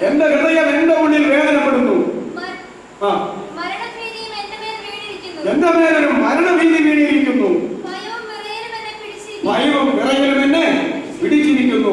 അയ്യോ, ഒരു മരണമുണ്ട്, മരണഭീതിയാൽ ഞാൻ എന്ന് ആരാ വിളിച്ചു പറയുന്നത്? ദാവീദ് വിളിച്ചു പറയുകയാ. നോക്കിക്കേ, നിങ്ങൾക്ക് അതിന്റെ ആ താരതമ്യം ഞാൻ പറഞ്ഞു തന്നത് അതിനു വേണ്ടി കേട്ട. മരണം എന്ന് പറയുന്നത് ആരും ഭയപ്പെട്ടിരുന്നു? ദാവീദും ഭയപ്പെട്ടിരുന്നു. എന്നാൽ ഫെലിസ്ത്യ മലനായിരിക്കുന്ന ഗോലിയാത്തിനെ കൊല്ലുവാൻ അവന് യാതൊരു മടിയും ഭയവും ഉണ്ടായിരുന്നില്ല. എന്നാൽ ഇവനെ മരണം പിടിക്കുമോ എന്നുള്ളതായിരിക്കുന്ന മരണഭീതി ദാവീദിനെ പിടിച്ചിരുന്നു. ഈ മരണഭീതി പഴയ നിയമത്തിൽ പലർക്കും ഉണ്ടായിരുന്നു. എന്നാൽ മറ്റു ചില സന്ദർഭങ്ങളിൽ അവർക്ക് മരണഭീതി ഉണ്ടായിരുന്നില്ല. എന്താ ഇതിന്റെ കാരണം? ദാവീദിന്റെ അഭിഷേകം എന്ന് പറഞ്ഞാൽ, ഇപ്പോൾ ദാവീദിന്റെ അഭിഷേകം എന്ന് പറഞ്ഞാൽ ഏത് മലനെ കൊല്ലാനുള്ള അഭിഷേകമാണ്? ഗോലിയാത്തിനെ കൊല്ലാനുള്ള അഭിഷേകമാണ്. ഗോലിയാത്തിനെ കൊല്ലാനായിട്ട് എന്ത് പറഞ്ഞ്, എവിടെ അവസാനിപ്പിച്ച, എന്ത് ചെയ്ത്, എങ്ങനെ കൊല്ലണം എന്നുള്ളത് അവനിൽ വ്യാപരിക്കുന്ന അഭിഷേകം പറഞ്ഞു കൊടുത്ത് അവനെ നയിക്കുകയാണ്. അപ്പോൾ പിന്നെ അത് അവനല്ല ചെയ്യുന്നത്, അവൻ അതിൽ ഭയമില്ല. ഇപ്പോൾ ദാവീദ് മറ്റൊരവസരത്തിലായിരിക്കുകയാണ്. എന്നാൽ മരണഭയത്തെ അതിജീവിക്കുന്ന ഒരു അഭിഷേകം ആർക്ക് കിട്ടിയിട്ടില്ല? ഇപ്പോൾ ദാവീദിന് കിട്ടിയിട്ടില്ല. അതുകൊണ്ട് ഈ പഴയ നിയമത്തിലെ അഭിഷേകം പറഞ്ഞ് പുതിയ നിയമ ആളുകളെ ബോധവാന്മാരാക്കുമ്പോൾ ഒരു കാര്യം നിങ്ങൾ ഓർക്കണം. പഴയ നിയമത്തിൽ ആർക്ക് ദൈവം അഭിഷേകം കൊടുത്തിട്ടുണ്ടോ അത് ദൈവത്തിന് വേണ്ടി വീര്യം പ്രവർത്തിക്കുവാൻ ഒരു പ്രത്യേകമായ അഭിഷേകം, പ്രത്യേകമായ വിഷയത്തിന് വേണ്ടി, പ്രത്യേകമായ സ്ഥലത്ത്, പ്രത്യേകമായ വിധത്തിൽ കൊടുത്തിട്ടുള്ളതാണ്. അവർ ദൈവത്തിന് വേണ്ടി അഭിഷേകത്തിൽ നേടിയിട്ടുമുണ്ട്. അല്ലാതെ ആ അഭിഷേകമല്ല പുതിയ നിയമത്തിന്റെ അഭിഷേകം. ഇപ്പൊ നിങ്ങൾക്ക് ദൂരം മനസ്സിലായല്ലോ. മരണഭീതിയാൽ ദാവീദ് പേടിക്കുന്നു. അതേസമയത്ത് ഗോലിയാത്തിനെ ദൈവകൃപയാൽ ഒറ്റയ്ക്കായി കൊല്ലുവാൻ കഴിഞ്ഞു. മരണത്തെ അതിജീവിക്കാനായിട്ടുള്ള അഭിഷേകം ഇപ്പോൾ ആരുടെ വന്നിട്ടില്ല? ദാവീദിന്റെ മേൽ വന്നിട്ടില്ല. എന്നാൽ ഈ തരണത്തിൽ നിങ്ങൾ ഒരു കാര്യം ഓർക്കേണ്ടതാ, യഥാർത്ഥമായ ദൈവമക്കൾക്ക് എന്തിന്റെ മേൽ ഉള്ള അഭിഷേകം കിട്ടിയിട്ടുണ്ട്? മരണത്തിന്റെ പേരും മരണഭയത്തിന്റെ പേരുമുള്ള അഭിഷേകം കിട്ടിയിട്ടുണ്ട്. എന്നാൽ ഇവിടെ ആർക്കാ സുമുഖത്തെ കൊല്ലാൻ അഭിഷേകം കിട്ടിയത് എനിക്കറിയത്തില്ല. കരടിയെ കൊല്ലാൻ അഭിഷേകം കിട്ടിയത് ആർക്കാന്ന് എനിക്കറിയത്തില്ല. ശിംശോനും അവൻ എന്ത് ചെയ്തു? ഒരിക്കലും സുമുഖം ചാടി വന്നു കഴിഞ്ഞപ്പോൾ ഒരു ആട്ടുകുട്ടിയെ പോലെ പിടിച്ചിട്ട് കാലെ പിടിച്ച് രണ്ട് കൈ കൊണ്ട് വലിച്ചപ്പോൾ എറിഞ്ഞു. എന്നിട്ട് പിന്നെ ഒരിക്കൽ വന്നു കഴിഞ്ഞപ്പോൾ അതിന്റെ അസ്ഥികൂടം മാത്രം അവിടെ ഇരിക്കുന്നു. മാത്രമല്ല അതിനകത്ത് തേനീച്ച കൂട് കൂട്ടിയിരിക്കുന്നു. അവൻ അതിൽ നിന്ന് ആ തേനീച്ചയുടെ റാതെടുത്ത് അവൻ തേൻ പിടിച്ചിട്ട് പോയതാ. ശരിയല്ലേ? ഇതാണ് ശിംശോന്റെ അഭിഷേകം. എന്നാൽ പുതിയ നിയമത്തിൽ ആനയെ കീറാനോ, കുതിരയെ കീറാനോ, സിംഹത്തെ കീറാനോ, കരടിയെ കീറാനോ അങ്ങനെയുള്ള അഭിഷേകം ഇന്ന് വരെ തന്നിട്ടില്ല. ആർക്കെങ്കിലും തരണമെന്നുണ്ടെങ്കിൽ ദൈവം അതിനും ശക്തനാണ്. എന്നാൽ പഴയ നിയമത്തിലെ അഭിഷേകം എന്ന് പറയുന്നത് ഈ തരത്തിലുള്ള അഭിഷേകമാണ്. എന്നാൽ പുതിയ നിയമത്തിലെ അഭിഷേകം കിട്ടിയ ഒരാൾക്ക് സിംഹത്തെ കീറാൻ കിട്ടിയില്ലെങ്കിലും പിന്നെ എന്താ?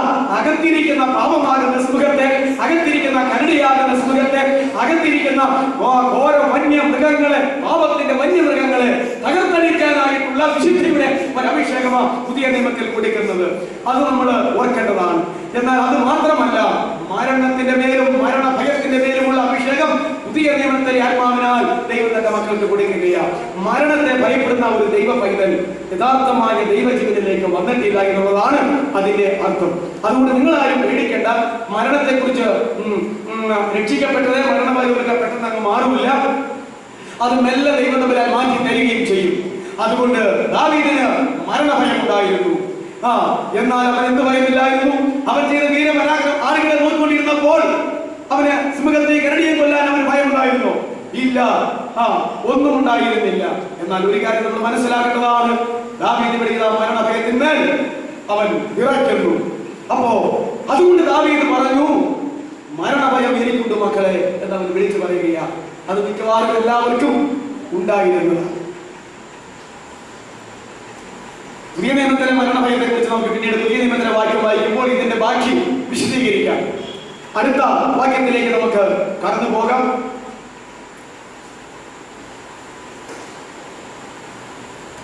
സങ്കീർത്തനം 116:15. അത് മാത്രം എല്ലാവർക്കും അറിയാവുന്നതും ഇഷ്ടമുള്ളതുമായ ഒരു വാക്യമാണ്. സങ്കീർത്തനം 116:15. തന്റെ ഭക്തന്മാരുടെ മരണം യഹോവയ്ക്ക് വിലയേറിയതാണ്. അതാ നമുക്ക് എപ്പോഴും എടുക്കാവുന്ന ഒരു കാര്യം. കാരണം ഞാൻ ഒരു ഭക്തൻ അവിടെ പറഞ്ഞിട്ടുണ്ട്, തന്റെ ഭക്തന്മാരുടെ മരണമെല്ലാം യഹോവയ്ക്ക് വിലയേറിയതാണ്. അന്നത്തെ പശ്ചാത്തലത്തിൽ ദാവീദ് പറയുക, എങ്ങനെ മരിച്ചാലും വേണ്ടിയില്ല. ഈ സങ്കീർത്തനം ആരെഴുതിയത്? 116 ദാവീദാണോ? പറഞ്ഞിട്ടില്ല. ആ സങ്കീർത്തനക്കാരൻ പറയുകയാണ്, തന്റെ ഭക്തന്മാരുടെ മരണം യഹോവ യഹോവയ്ക്ക് വിലയേറിയതാണ്. അതെല്ലാ കാലത്തും അങ്ങനെ തന്നെയാണ്. പക്ഷേ ഭക്തൻ എന്നുള്ള അതിന്റെ നിർവചനം പറയുമ്പോൾ അതിന് സ്വല്പം വ്യത്യാസമുണ്ട്. പഴയ നിയമത്തിലെ ഭക്തന്മാർ, പുതിയ നിയമത്തിലെ ഭക്തന്മാർ, അത് തമ്മിൽ വ്യത്യാസമുണ്ട്. ആദാം മുതൽ സ്നാപക യോഹന്നാൻ വരെ ഉള്ള മനുഷ്യ ലിസ്റ്റിൽ പഴയ നിയമ ഭക്തന്മാർ ആരംഭിച്ച് അവസാനിക്കുമ്പോൾ പുതിയ നിയമ ഭക്തന്മാർ പെന്തക്കോസ്തിലെ 120 പേരിൽ ആരംഭിച്ച് കർത്താവിന്റെ മധ്യാകാശ വരവിൽ അവസാനിക്കുന്ന പുതിയ നിയമ ഭക്തന്മാർ. ഇത് തമ്മിൽ ഒരു വ്യത്യാസമുണ്ട്. അതുകൊണ്ട് ഇത് മൊത്തം യോജിക്കുന്ന ഒരു വാക്യമാണ്. അപ്പൊ ഇത്രയും നമ്മൾ ഓർത്തേച്ചാൽ മതി. തന്റെ ഭക്തന്മാരുടെ മരണം യഹോവയ്ക്ക് വിലയേറിയതാണ്. എന്തുകൊണ്ടാ അങ്ങനെ പറയാനായിട്ട് ഇടയായത്? ഈ പഴയ നിയമ മരണത്തിന്റെ വാക്യത്തിൽ എടുക്കുന്ന, നമുക്ക് പെട്ടെന്ന് എടുക്കാൻ പറ്റുന്ന ഒരു വാക്യം ഇതാണ്: മരണം ഘോരനായ ഒരു ഭീകര രാജാവെന്നൊക്കെ പറഞ്ഞ് പ്രസംഗിക്കാൻ പോയി കഴിഞ്ഞാൽ ഒരെണ്ണത്തിന് ശവാളക്കടി എന്ന് പ്രസംഗിക്കുമ്പോൾ 10-12 കൂടെ ചാവാൻ സാധ്യതയുണ്ട്. ശരിയല്ലേ? മരണം ഭീകരനായ ഒരു ഘോര രാജാവാണ്, അത് എപ്പോൾ വേണമെങ്കിലും നിങ്ങളെ പിടിച്ചു തിന്നൊക്കെ പറഞ്ഞ് ഈ യോബിന്റെ വാക്യം വാക്യം യോബിന്റെ അത് വിചാരിച്ച് അതൊക്കെ പ്രസംഗിച്ചുകൊണ്ടിരുന്നു കഴിഞ്ഞാൽ മിക്കവാറും പല ശവാളം ഒന്നിച്ച് നടത്തേണ്ടതായിട്ട് വരും. അതുകൊണ്ട് അങ്ങനെയുള്ള വാക്യം നമ്മൾ എടുക്കാറുണ്ടോ? ഈ വാക്യം എല്ലാവരും എടുക്കുന്ന ഞാൻ പറഞ്ഞു, ഞാനും എടുത്ത് പ്രസംഗിക്കാറുണ്ട്. തന്റെ ഭക്തന്മാരുടെ മരണം യഹോവയ്ക്ക്. അത് പഴയ നിയമത്തിലെ ഭക്തന്മാർ പഴയ നിയമ വ്യവസ്ഥ അനുസരിച്ചുള്ളവരായാലും പുതിയ നിയമ ഭക്തന്മാർ പുതിയ നിയമ വ്യവസ്ഥ അനുസരിച്ചായാലും ഈ വാക്യം പഴയ നിയമത്തിലും പുതിയ നിയമത്തിലും ഒരുപോലെ യോജിക്കുന്നതാണ്. ഭക്തന്മാരുടെ നിർവചനം വേർതിരിക്കേണ്ടത് മാത്രമേ ഉള്ളൂ. ഇവിടെ തെറ്റുപറ്റുന്നത് പഴയ നിയമത്തിലെ ഭക്തിയുടെ പ്രമാണം പുതിയ നിയമത്തിൽ കൊണ്ടുവരികയും പുതിയ നിയമത്തിലെ ഭക്തിയുടെ പ്രമാണം പഴയ നിയമത്തിലേക്ക് കൊണ്ടുപോവുകയും ചെയ്യുമ്പോഴാണ് തകരാറ് സംഭവിക്കുക. അതുകൊണ്ട് ഇത് വളരെ നല്ലൊരു കാര്യമാണ്. എന്താ തന്റെ ഭക്തന്മാരുടെ മരണം യഹോവയ്ക്ക് വിലയേറിയതാകുന്നു എന്ന് പറയാൻ കാരണം? ഞാൻ ചില വാക്യങ്ങൾ വേഗം നമ്മോട് ഓർമ്മിക്കാം. പുതിയ നിയമത്തിലേക്ക് അതെടുത്ത് പ്രസംഗിക്കുമ്പോൾ ഇങ്ങനെയാണ് പറയാറ്: അതെ, പുതിയ നിയമ ദൈവമക്കളെ വീണ്ടെടുത്തത് എന്തുകൊണ്ടാ? കർത്താവായ യേശു തന്റെ രക്തത്താൽ.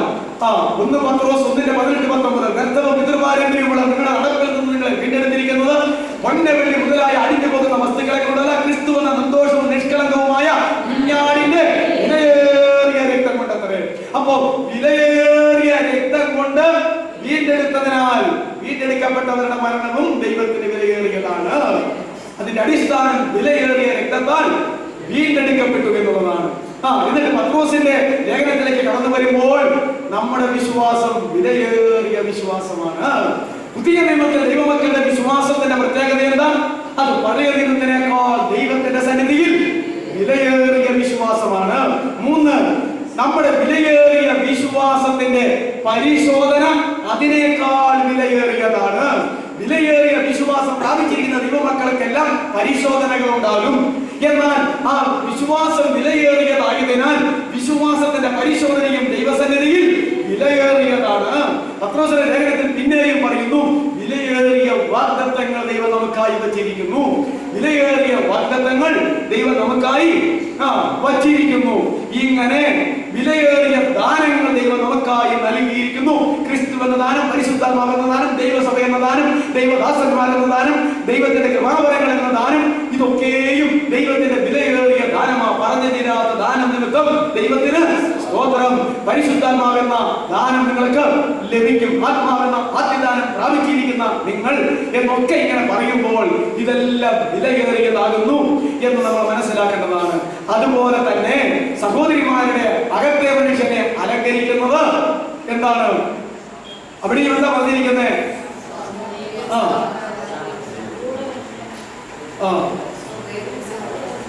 നിങ്ങളുടെ അലങ്കാരം തലമുടി പിന്നുന്നതും പൊന്നണിയുന്നതും വിലയേറിയ വസ്ത്രം ധരിക്കുന്നതും ഇങ്ങനെ പുറമേ ഉള്ളതല്ല, സൗന്ദര്യ സാവധാനം അക്ഷയ മനസ്സായ ഹൃദയത്തിന്റെ അക്ഷയഭൂഷണമായ ഹൃദയത്തിന്റെ ഗുണമനുഷ്യൻ തന്നെ. താഴോട്ടൊന്ന് വായിച്ചേ. നിങ്ങളുടെ അകത്തെ മനുഷ്യന്റെ അലങ്കാരം ദൈവത്തിന്റെ സന്നിധിയിൽ വിലയേറിയതല്ലോ. അതുകൊണ്ട് സ്ത്രീകൾ മാത്രം അകത്തെ മനുഷ്യനെ അലങ്കരിച്ചാൽ മതിയെന്നല്ല, ഈ പുറത്തെ മനുഷ്യനെ അലങ്കരിക്കാൻ അന്ന് ആണുങ്ങളെക്കാൾ പെണ്ണുങ്ങൾക്ക് കുറച്ച് ഭ്രമം ഉണ്ടായിരുന്നു.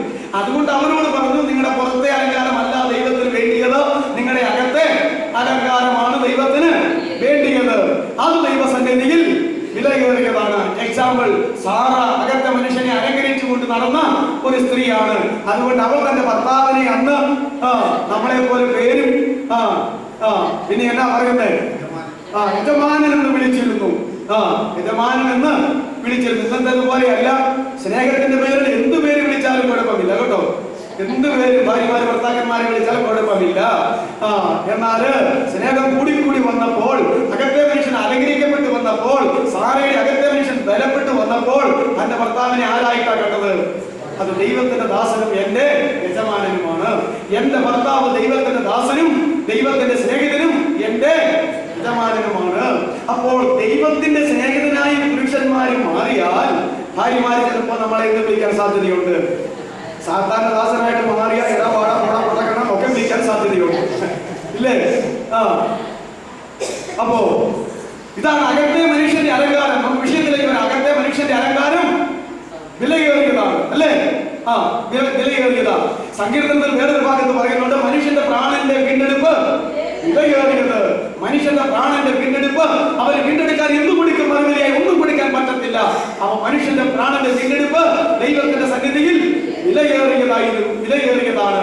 ഇങ്ങനെ വിലയേറിയ അനുഭവങ്ങളാൽ, കാൽവരി രക്തത്താലുള്ള വീണ്ടെടുപ്പ് മുതൽ വിലയേറിയ വിഷയങ്ങളാൽ അലങ്കരിക്കപ്പെട്ടു വരുന്ന ആ വ്യക്തി മരിച്ചാൽ പുതിയ നിയമത്തിൽ തന്റെ ഭക്തന്മാരുടെ മരണം യഹോവയ്ക്ക്, ഇങ്ങനെയുള്ളവരുടെ മാത്രമാകട്ടോ, ഇങ്ങനെയുള്ളവരുടെ മാത്രമാണ് ഭക്തന്മാരുടെ മരണം യഹോവയ്ക്ക് വിലയേറിയതാണ്. ഇപ്പൊ ഭക്തന്മാരാണെന്ന് മനസ്സിലായില്ലേ? പുതിയ നിയമത്തിലെ ഭക്തനാരാ?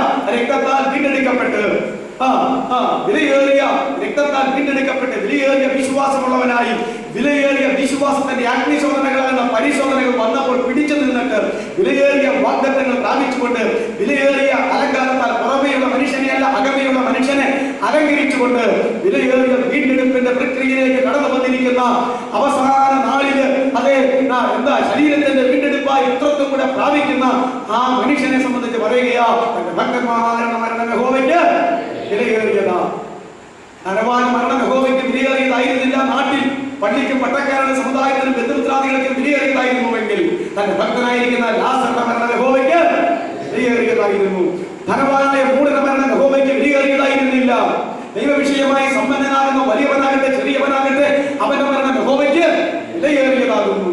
അതാണ് തന്റെ ഭക്തന്മാരുടെ മരണം യഹോവയ്ക്ക് വിലയേറിയതായി എന്ന് പറയുന്നത്. സങ്കീർത്തനം 116:15. അടുത്ത വാക്യം നമുക്ക് എല്ലാവർക്കും അറിയാം, കാണാപ്പാടം അറിയാവുന്ന ഒരു സങ്കീർത്തനമാണ്. എനിക്ക് ആകെപ്പാടെ കാണാപ്പാടം അറിയാവുന്ന 2 സങ്കീർത്തനത്തിൽ ഒന്നാണ് സങ്കീർത്തനം 23. ബാക്കി ചിലതൊക്കെ പഠിച്ചത് മറന്നുപോയി. അതിന്റെ 4ാമത്തെ വാക്യം, സങ്കീർത്തനം 23-ന്റെ 4ാമത്തെ വാക്യം.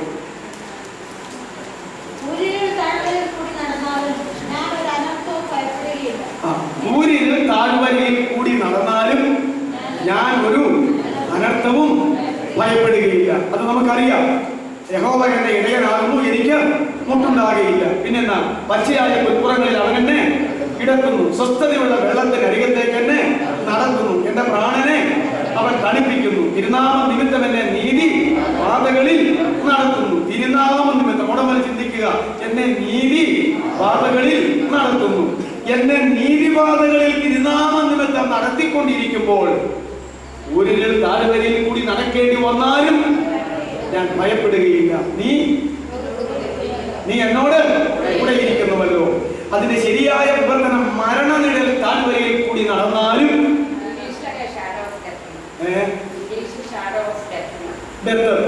അതാ മരണനിഴൽ താഴ്വരയിൽ കൂടി നടന്നാലും. മറ്റേത് ഇത്രയേ ഉള്ളൂ. നമ്മള് പകൽ നടക്കുമ്പോൾ കുഴപ്പമില്ല, രാത്രിയില് കൂരിൽ താഴ്വര രാത്രിക്കാൻ നടക്കുമ്പോൾ അത്രയുള്ള ആശയ പെട്ടെന്ന് ഇങ്ങോട്ട് തോന്നുന്നത്. കാരണം പകൽ നടന്നാലും യഹോവ എന്റെ ഇടയൻ, രാത്രി നടന്നാലും യഹോവ എന്റെ ഇടയൻ, പർവ്വതത്തിൽ നടന്നാലും യഹോവ എന്റെ ഇടയൻ, താഴ്വരയിൽ കൂടി നടന്നാലും യഹോവ എന്റെ ഇടയൻ. ഇത്രയേ ഉള്ളൂ. അതിന്റെ വാക്യം ശരിയായതാ. മരണനിഴൽ താഴ്വരയിൽ കൂടി നടക്കേണ്ടി വന്നാലും കടക്കേണ്ടി വന്നാലും എന്താ പറയുന്നത്? ഞാൻ ഭയപ്പെടുകയില്ല. ഇതാരുടെ സങ്കീർത്തന? ദാവീദിന്റെ അവസ്ഥ ഇവിടെ മാറിയില്ലേ? ദാവീദിന്റെ അവസ്ഥ ഇവിടെ മാറി വന്നു. നീ എന്നെ നീതിപാതകളിൽ നടത്തുന്നു, നീ എന്നെ നീതി പാതകളിൽ നടത്തുന്നു. ആ നീതി പാതയിൽ എന്തുകൂടെ ഉണ്ട്? മരണനിഴൽ താഴ്വര കൂടിയുണ്ട്. നീതിയുടെ പാതകളിൽ മരണനിഴൽ താഴ്വര കൂടിയുണ്ട്. അങ്ങനെ മരണനിഴൽ താഴ്വരയിൽ കൂടി ഞാൻ കടക്കേണ്ടി വന്നാലും എനിക്ക് ഭയമില്ല. ഇപ്പോൾ ആരെന്നോട് കൂടെയുണ്ട്? യഹോവ എന്നോട് കൂടെയുണ്ട്. ദാവീദിന് തന്റെ യഹോവയായ ദൈവം കൂടെയുണ്ടെന്നുള്ള ബോധം വർദ്ധിച്ചപ്പോൾ അവന്റെ ഭയം മാറി. അപ്പോൾ ദൈവത്തിന്റെ പരിശുദ്ധാത്മാവ് അകത്തിരിക്കുമ്പോൾ, പിതൃപുത്ര പരിശുദ്ധാത്മ ദൈവം നമ്മളിൽ വാസം ചെയ്യുമ്പോൾ ഒരു വ്യക്തിക്ക് പിന്നെ എന്തും പേടി ഉണ്ടാകത്തില്ല, മരണഭയം ഉണ്ടാകത്തില്ല എന്നുള്ളത് നമ്മൾ മനസ്സിലാക്കേണ്ടതാണ്.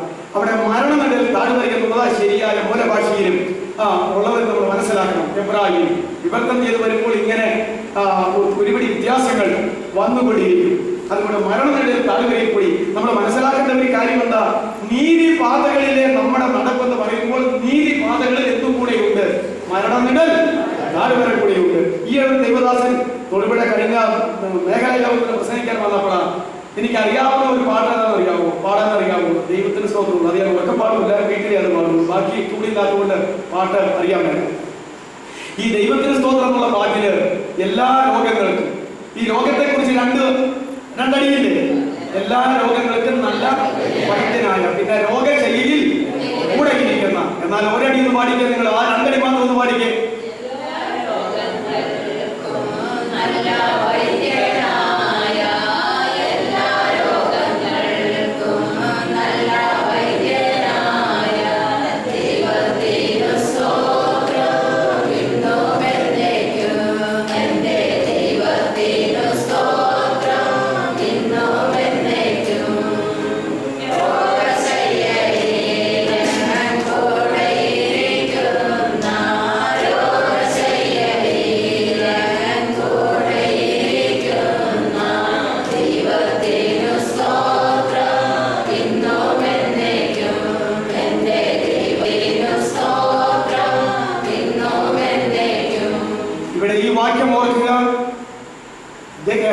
എന്റെ ഇടയനായിരിക്കുന്ന യഹോവ ദൈവം എന്നെ നീതിപാതകളിൽ കൂടെ നടത്തുന്നു. എന്നിട്ട് പിന്നെ പറയുകയാ, മരണങ്ങളിൽ താഴ്വരയിൽ കൂടി ഞാൻ നടക്കേണ്ടി വന്നാലും ഞാൻ ഭയപ്പെടുകയില്ല, ദൈവം എന്നോട് കൂടെ. നീതിപാതയാണെങ്കിൽ കുഴപ്പമുണ്ടായിരുന്നില്ലല്ലോ. അപ്പൊ നീതിപാതയിൽ കൂടെ നടക്കുന്ന ഒരു ദൈവത്തിന്റെ ഭക്തന് ഏത് പാതയിൽ കൂടി നടക്കേണ്ടി വരും? മരണനിഴൽ താഴ്വരയിൽ കൂടി. അപ്പൊ ഈ പാട്ടത്തെ പാടിയെന്നറിയാവോ? എല്ലാ രോഗങ്ങൾക്കും നല്ല വൈദ്യനായ ദൈവത്തിന്റെ സ്തോത്രം. ഏത് രോഗമായാലും അത് മാറ്റാൻ ആർക്ക് കഴിയും? ദൈവത്തിന് അത്ഭുതകരമായ സൗഖ്യം തരാൻ കഴിയും. എന്നാൽ രോഗം മാറാതെ ഇരിക്കുന്നു എങ്കിൽ രോഗശൈലിയിൽ കൂടെ ഇരിക്കുന്ന ദൈവത്തിന് സ്തോത്രം. 64 വയസ്സ് തുടങ്ങിയ എനിക്ക് ഈ അടുത്ത കാലത്തായി ഈ പാട്ടിൽ നിന്ന് തന്നെ ഈ കാര്യം ഒരു ബോധം ഉണ്ടായിരുന്നു. അതൊരു ദൈവദാസൻ പ്രസംഗിച്ചപ്പോഴാണ്. ഈ പാട്ട് എല്ലാവർക്കും അറിയാമല്ലോ, എല്ലാ രോഗത്തിനും നല്ല വൈദ്യനായ ദൈവത്തിന് സ്തോത്രം. അപ്പൊ ഏത് രോഗവും മാറ്റാൻ ആർക്ക് കഴിയും? ദൈവത്തിന് കഴിയും. അത് വളരെ സന്തോഷകരമായ കാര്യമാണ്. അങ്ങനെയാണെങ്കിൽ പിന്നെ എന്തിനാ രോഗശൈലിയിൽ കൂടെ ഇരിക്കുന്നത്? പിന്നെ രോഗക്കിടക്കിൽ കൂടെ ഇരിക്കാൻ ദൈവത്തിന് വന്നോ? ദൈവത്തിന് വന്നൊരു എളുപ്പ ഈ രോഗക്കിടക്കിൽ ഇവരുടെ കൂടെ ഇരിക്കണ കഴിഞ്ഞ് വേദം പെട്ടെന്ന് രോഗസൗഖ്യം കൊടുത്ത് ദൈവത്തിന് പോയ ദൈവത്തിന്. അപ്പോ തന്റെ ഭക്തന്മാരെ സംബന്ധിച്ച് ഏത് രോഗത്തിനും ശമിക്കാൻ തരുവാൻ ആർക്ക് കഴിയും? ദൈവത്തിന് കഴിയും. എന്നാൽ ശമിക്കാൻ തരാതെ തന്നെ നമ്മെ രോഗത്തിലാക്കിയാൽ ആര് കൂടെ ഇരിക്കും? ദൈവം കൂടെ ഇരിക്കും. അതായത് കറന്നിരുന്ന ക്രിസ്ത്യാനിത്വം അല്ലേ? അതുകൊണ്ടാ രോഗത്തിന് ശമിക്കാൻ തന്നാലും ദൈവത്തിന് മഹത്വം, ശമിക്കാൻ തന്നില്ലെങ്കിലും ദൈവത്തിന് മഹത്വം. അതാണ് ഇതിന്റെ ശരിയായ ക്രിസ്ത്യാനിറ്റി. ഈ പാട്ടുകാരൻ ഇതോർത്താ പാടിയത്. അപ്പൊ ഞാൻ ഓർക്കുക ചെയ്യുന്നത് എന്റെ സന്ത ഞാൻ ആദ്യം പഠിച്ച പാട്ടായിരുന്നു. അപ്പൊ ഈ കാലഘട്ടം വരെ ഞാനത് വെറുതെ പാടുന്നുണ്ടെങ്കിലും 3 മാസം മുമ്പ് എനിക്ക് ആ ബോധം ഉണ്ടായി. ഇത് രണ്ടാണെന്നോ വിഷയം. ശരിയല്ലേ? ഇപ്പൊ നീതിപാതകൾ വന്നപ്പോൾ അതൊരു വിഷയം. മരണനിഴൽ താഴ്വര എന്ന മൂലഭാഷയിലെ വാക്യം വന്നപ്പോൾ അത് ഇംഗ്ലീഷിലല്ലേ വായിച്ചത്? അപ്പോ മരണനിഴൽ താഴ്വരയിൽ അവിടെയും എനിക്ക് ഭയമില്ല, കാരണം ദൈവം കൂടെയുണ്ട്. പുതിയ നിയമത്തിൽ ഒരുപിടി സ്ഥലത്ത് ദൈവത്തിന്റെ ലേഖനം എഴുതുമ്പോൾ ആത്മാവിൽ പറയാറുണ്ട്, ദൈവത്തിന്റെ സമാധാനം നിങ്ങളോട് കൂടെ ഉണ്ടായിരിക്കട്ടെ. ദൈവത്തിന്റെ സമാധാനം നിങ്ങളോട് കൂടെ ഉണ്ടായിരിക്കട്ടെ. ഇതെല്ലായിടത്തും ഉള്ളതല്ലേ? ഒരു കുർബാന ചെല്ലുമ്പോൾ എത്ര പ്രാവശ്യം നിങ്ങൾക്ക് എല്ലാവർക്കും സമാധാനം ഉണ്ടായിരിക്കട്ടെ എന്ന് ഞാൻ പറയാറുണ്ട്. അന്നും ഇന്നും അച്ഛന്മാര് പറയുന്നില്ലേ? അതെങ്ങനെയാ പറയുന്നത്? കാസീരാസായിരിക്കുന്നു കർത്താവിന്റെ തിരുശരീര രക്തം, സാക്ഷാൽ യേശു ക്രിസ്തു. അപ്പൊ കൈയെടുത്ത് ഞങ്ങൾ പറയുന്നത് ദൈവത്തിന്റെ സമാധാനം. ഇങ്ങനെ ഞങ്ങൾ കോരി എടുത്തുകൊണ്ട് പയ്യെ തിരിഞ്ഞിട്ട് നിങ്ങൾക്ക് എല്ലാവർക്കും ഇങ്ങനെ ആശംസിക്കുന്നു. അതാ നിങ്ങൾക്ക് എല്ലാവർക്കും സമാധാനം ഉണ്ടായിരിക്കട്ടെ. അപ്പൊ എന്താ പറയുന്നത്? അതിന്റെ ആത്മാവോട് കൂടെയും ഉണ്ടായിരിക്കട്ടെ. അപ്പൊ അത് ആത്മാവോട് കൂടെ ഉള്ളുകൊണ്ടോ പറയുമ്പോ വേഗം പോകട്ടെ, എങ്കിലും അവിടുത്തെ ആത്മാവോട് കൂടെയും ഉണ്ടായിരിക്കട്ടെ. അപ്പോ ആ സമാധാന പ്രക്രിയ ബൈബിളിൽ നിന്ന് എടുത്തതാ. കാരണം ദൈവത്തിന്റെ സമാധാനം നിങ്ങളോട് കൂടെ വാഴട്ടെ അല്ലെങ്കിൽ ഇരിക്കട്ടെ.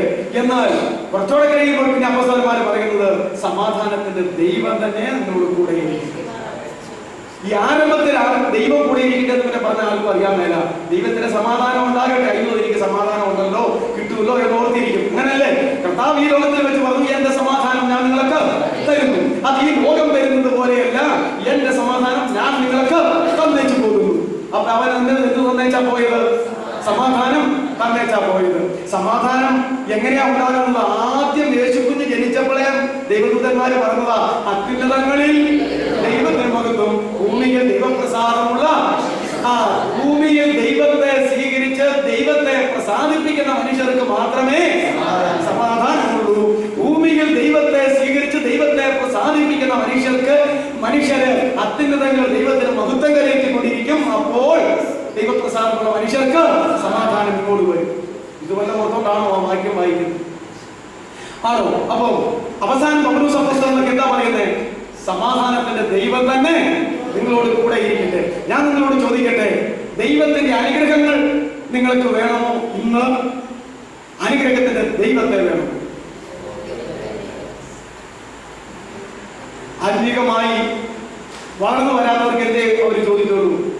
ദൈവത്തിന്റെ എല്ലാ അനുഗ്രഹവും വേണമെന്ന് പറയും. എല്ലാം കൊണ്ടൊരു വ്യാഖ്യാനം അവരെ കൊടുക്കുള്ളൂ, നമ്മളല്ല കൊടുക്കുന്നത്, എന്തുവാകട്ടെ. എന്നാൽ ആത്മീകമായ പക്വതയിലേക്ക് വന്നവരാണെങ്കിൽ എന്ത് പറയും? എനിക്ക് പ്രത്യേകിച്ച് അനുഗ്രഹമൊന്നും വേണ്ട, സകല അനുഗ്രഹത്തിന്റെ നിറകുടമായ ദൈവത്തെ ഇല്ലേ? ദൈവം നമ്മോട് കൂടെ ഉണ്ടെങ്കിൽ അവന് ഏത് അനുഗ്രഹം തരാൻ കഴിവില്ല?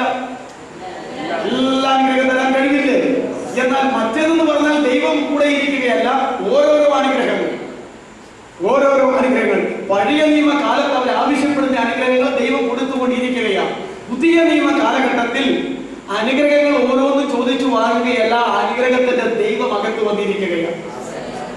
അതേക്കുറിച്ച് ബോധമില്ലാത്തത് കൊണ്ടാണ്, ഇല്ലേ? അതേക്കുറിച്ച് ബോധമില്ലാത്തത് കൊണ്ടാണ്. പിതാവായ ദൈവം ഉള്ളതിലില്ലേ? ഇല്ലേ?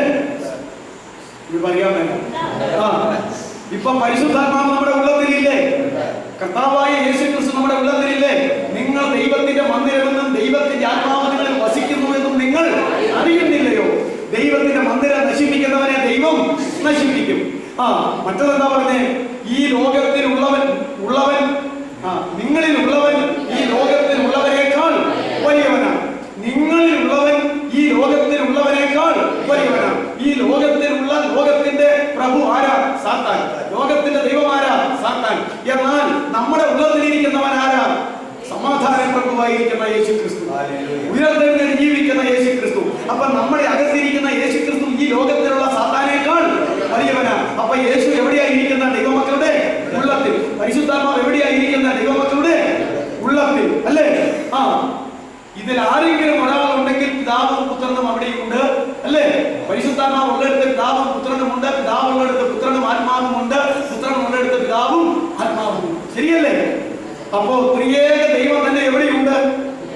നമ്മുടെ അകത്തുണ്ട്. 3 വിധത്തിലല്ലേ പറഞ്ഞിരിക്കുന്നത്? ഞാൻ നിങ്ങളുടെ ഉള്ളത്തിലുണ്ട്. 2, ഭയപ്പെടേണ്ട, ഞാൻ നിന്നോട് കൂടെയുണ്ട്. 3, 2 2 നാമത്തിൽ കൂടി വന്നാൽ ഞാൻ അവരുടെ മധ്യത്തിലുണ്ട്. അപ്പോ അകത്ത് യേശു, കൂടെ യേശു, നടുവിൽ യേശു. ഇതാണ് പുതിയ നിയമത്തിന്റെ സന്ദേശം. അതുകൊണ്ട് അനുഗ്രഹം വേണമോ?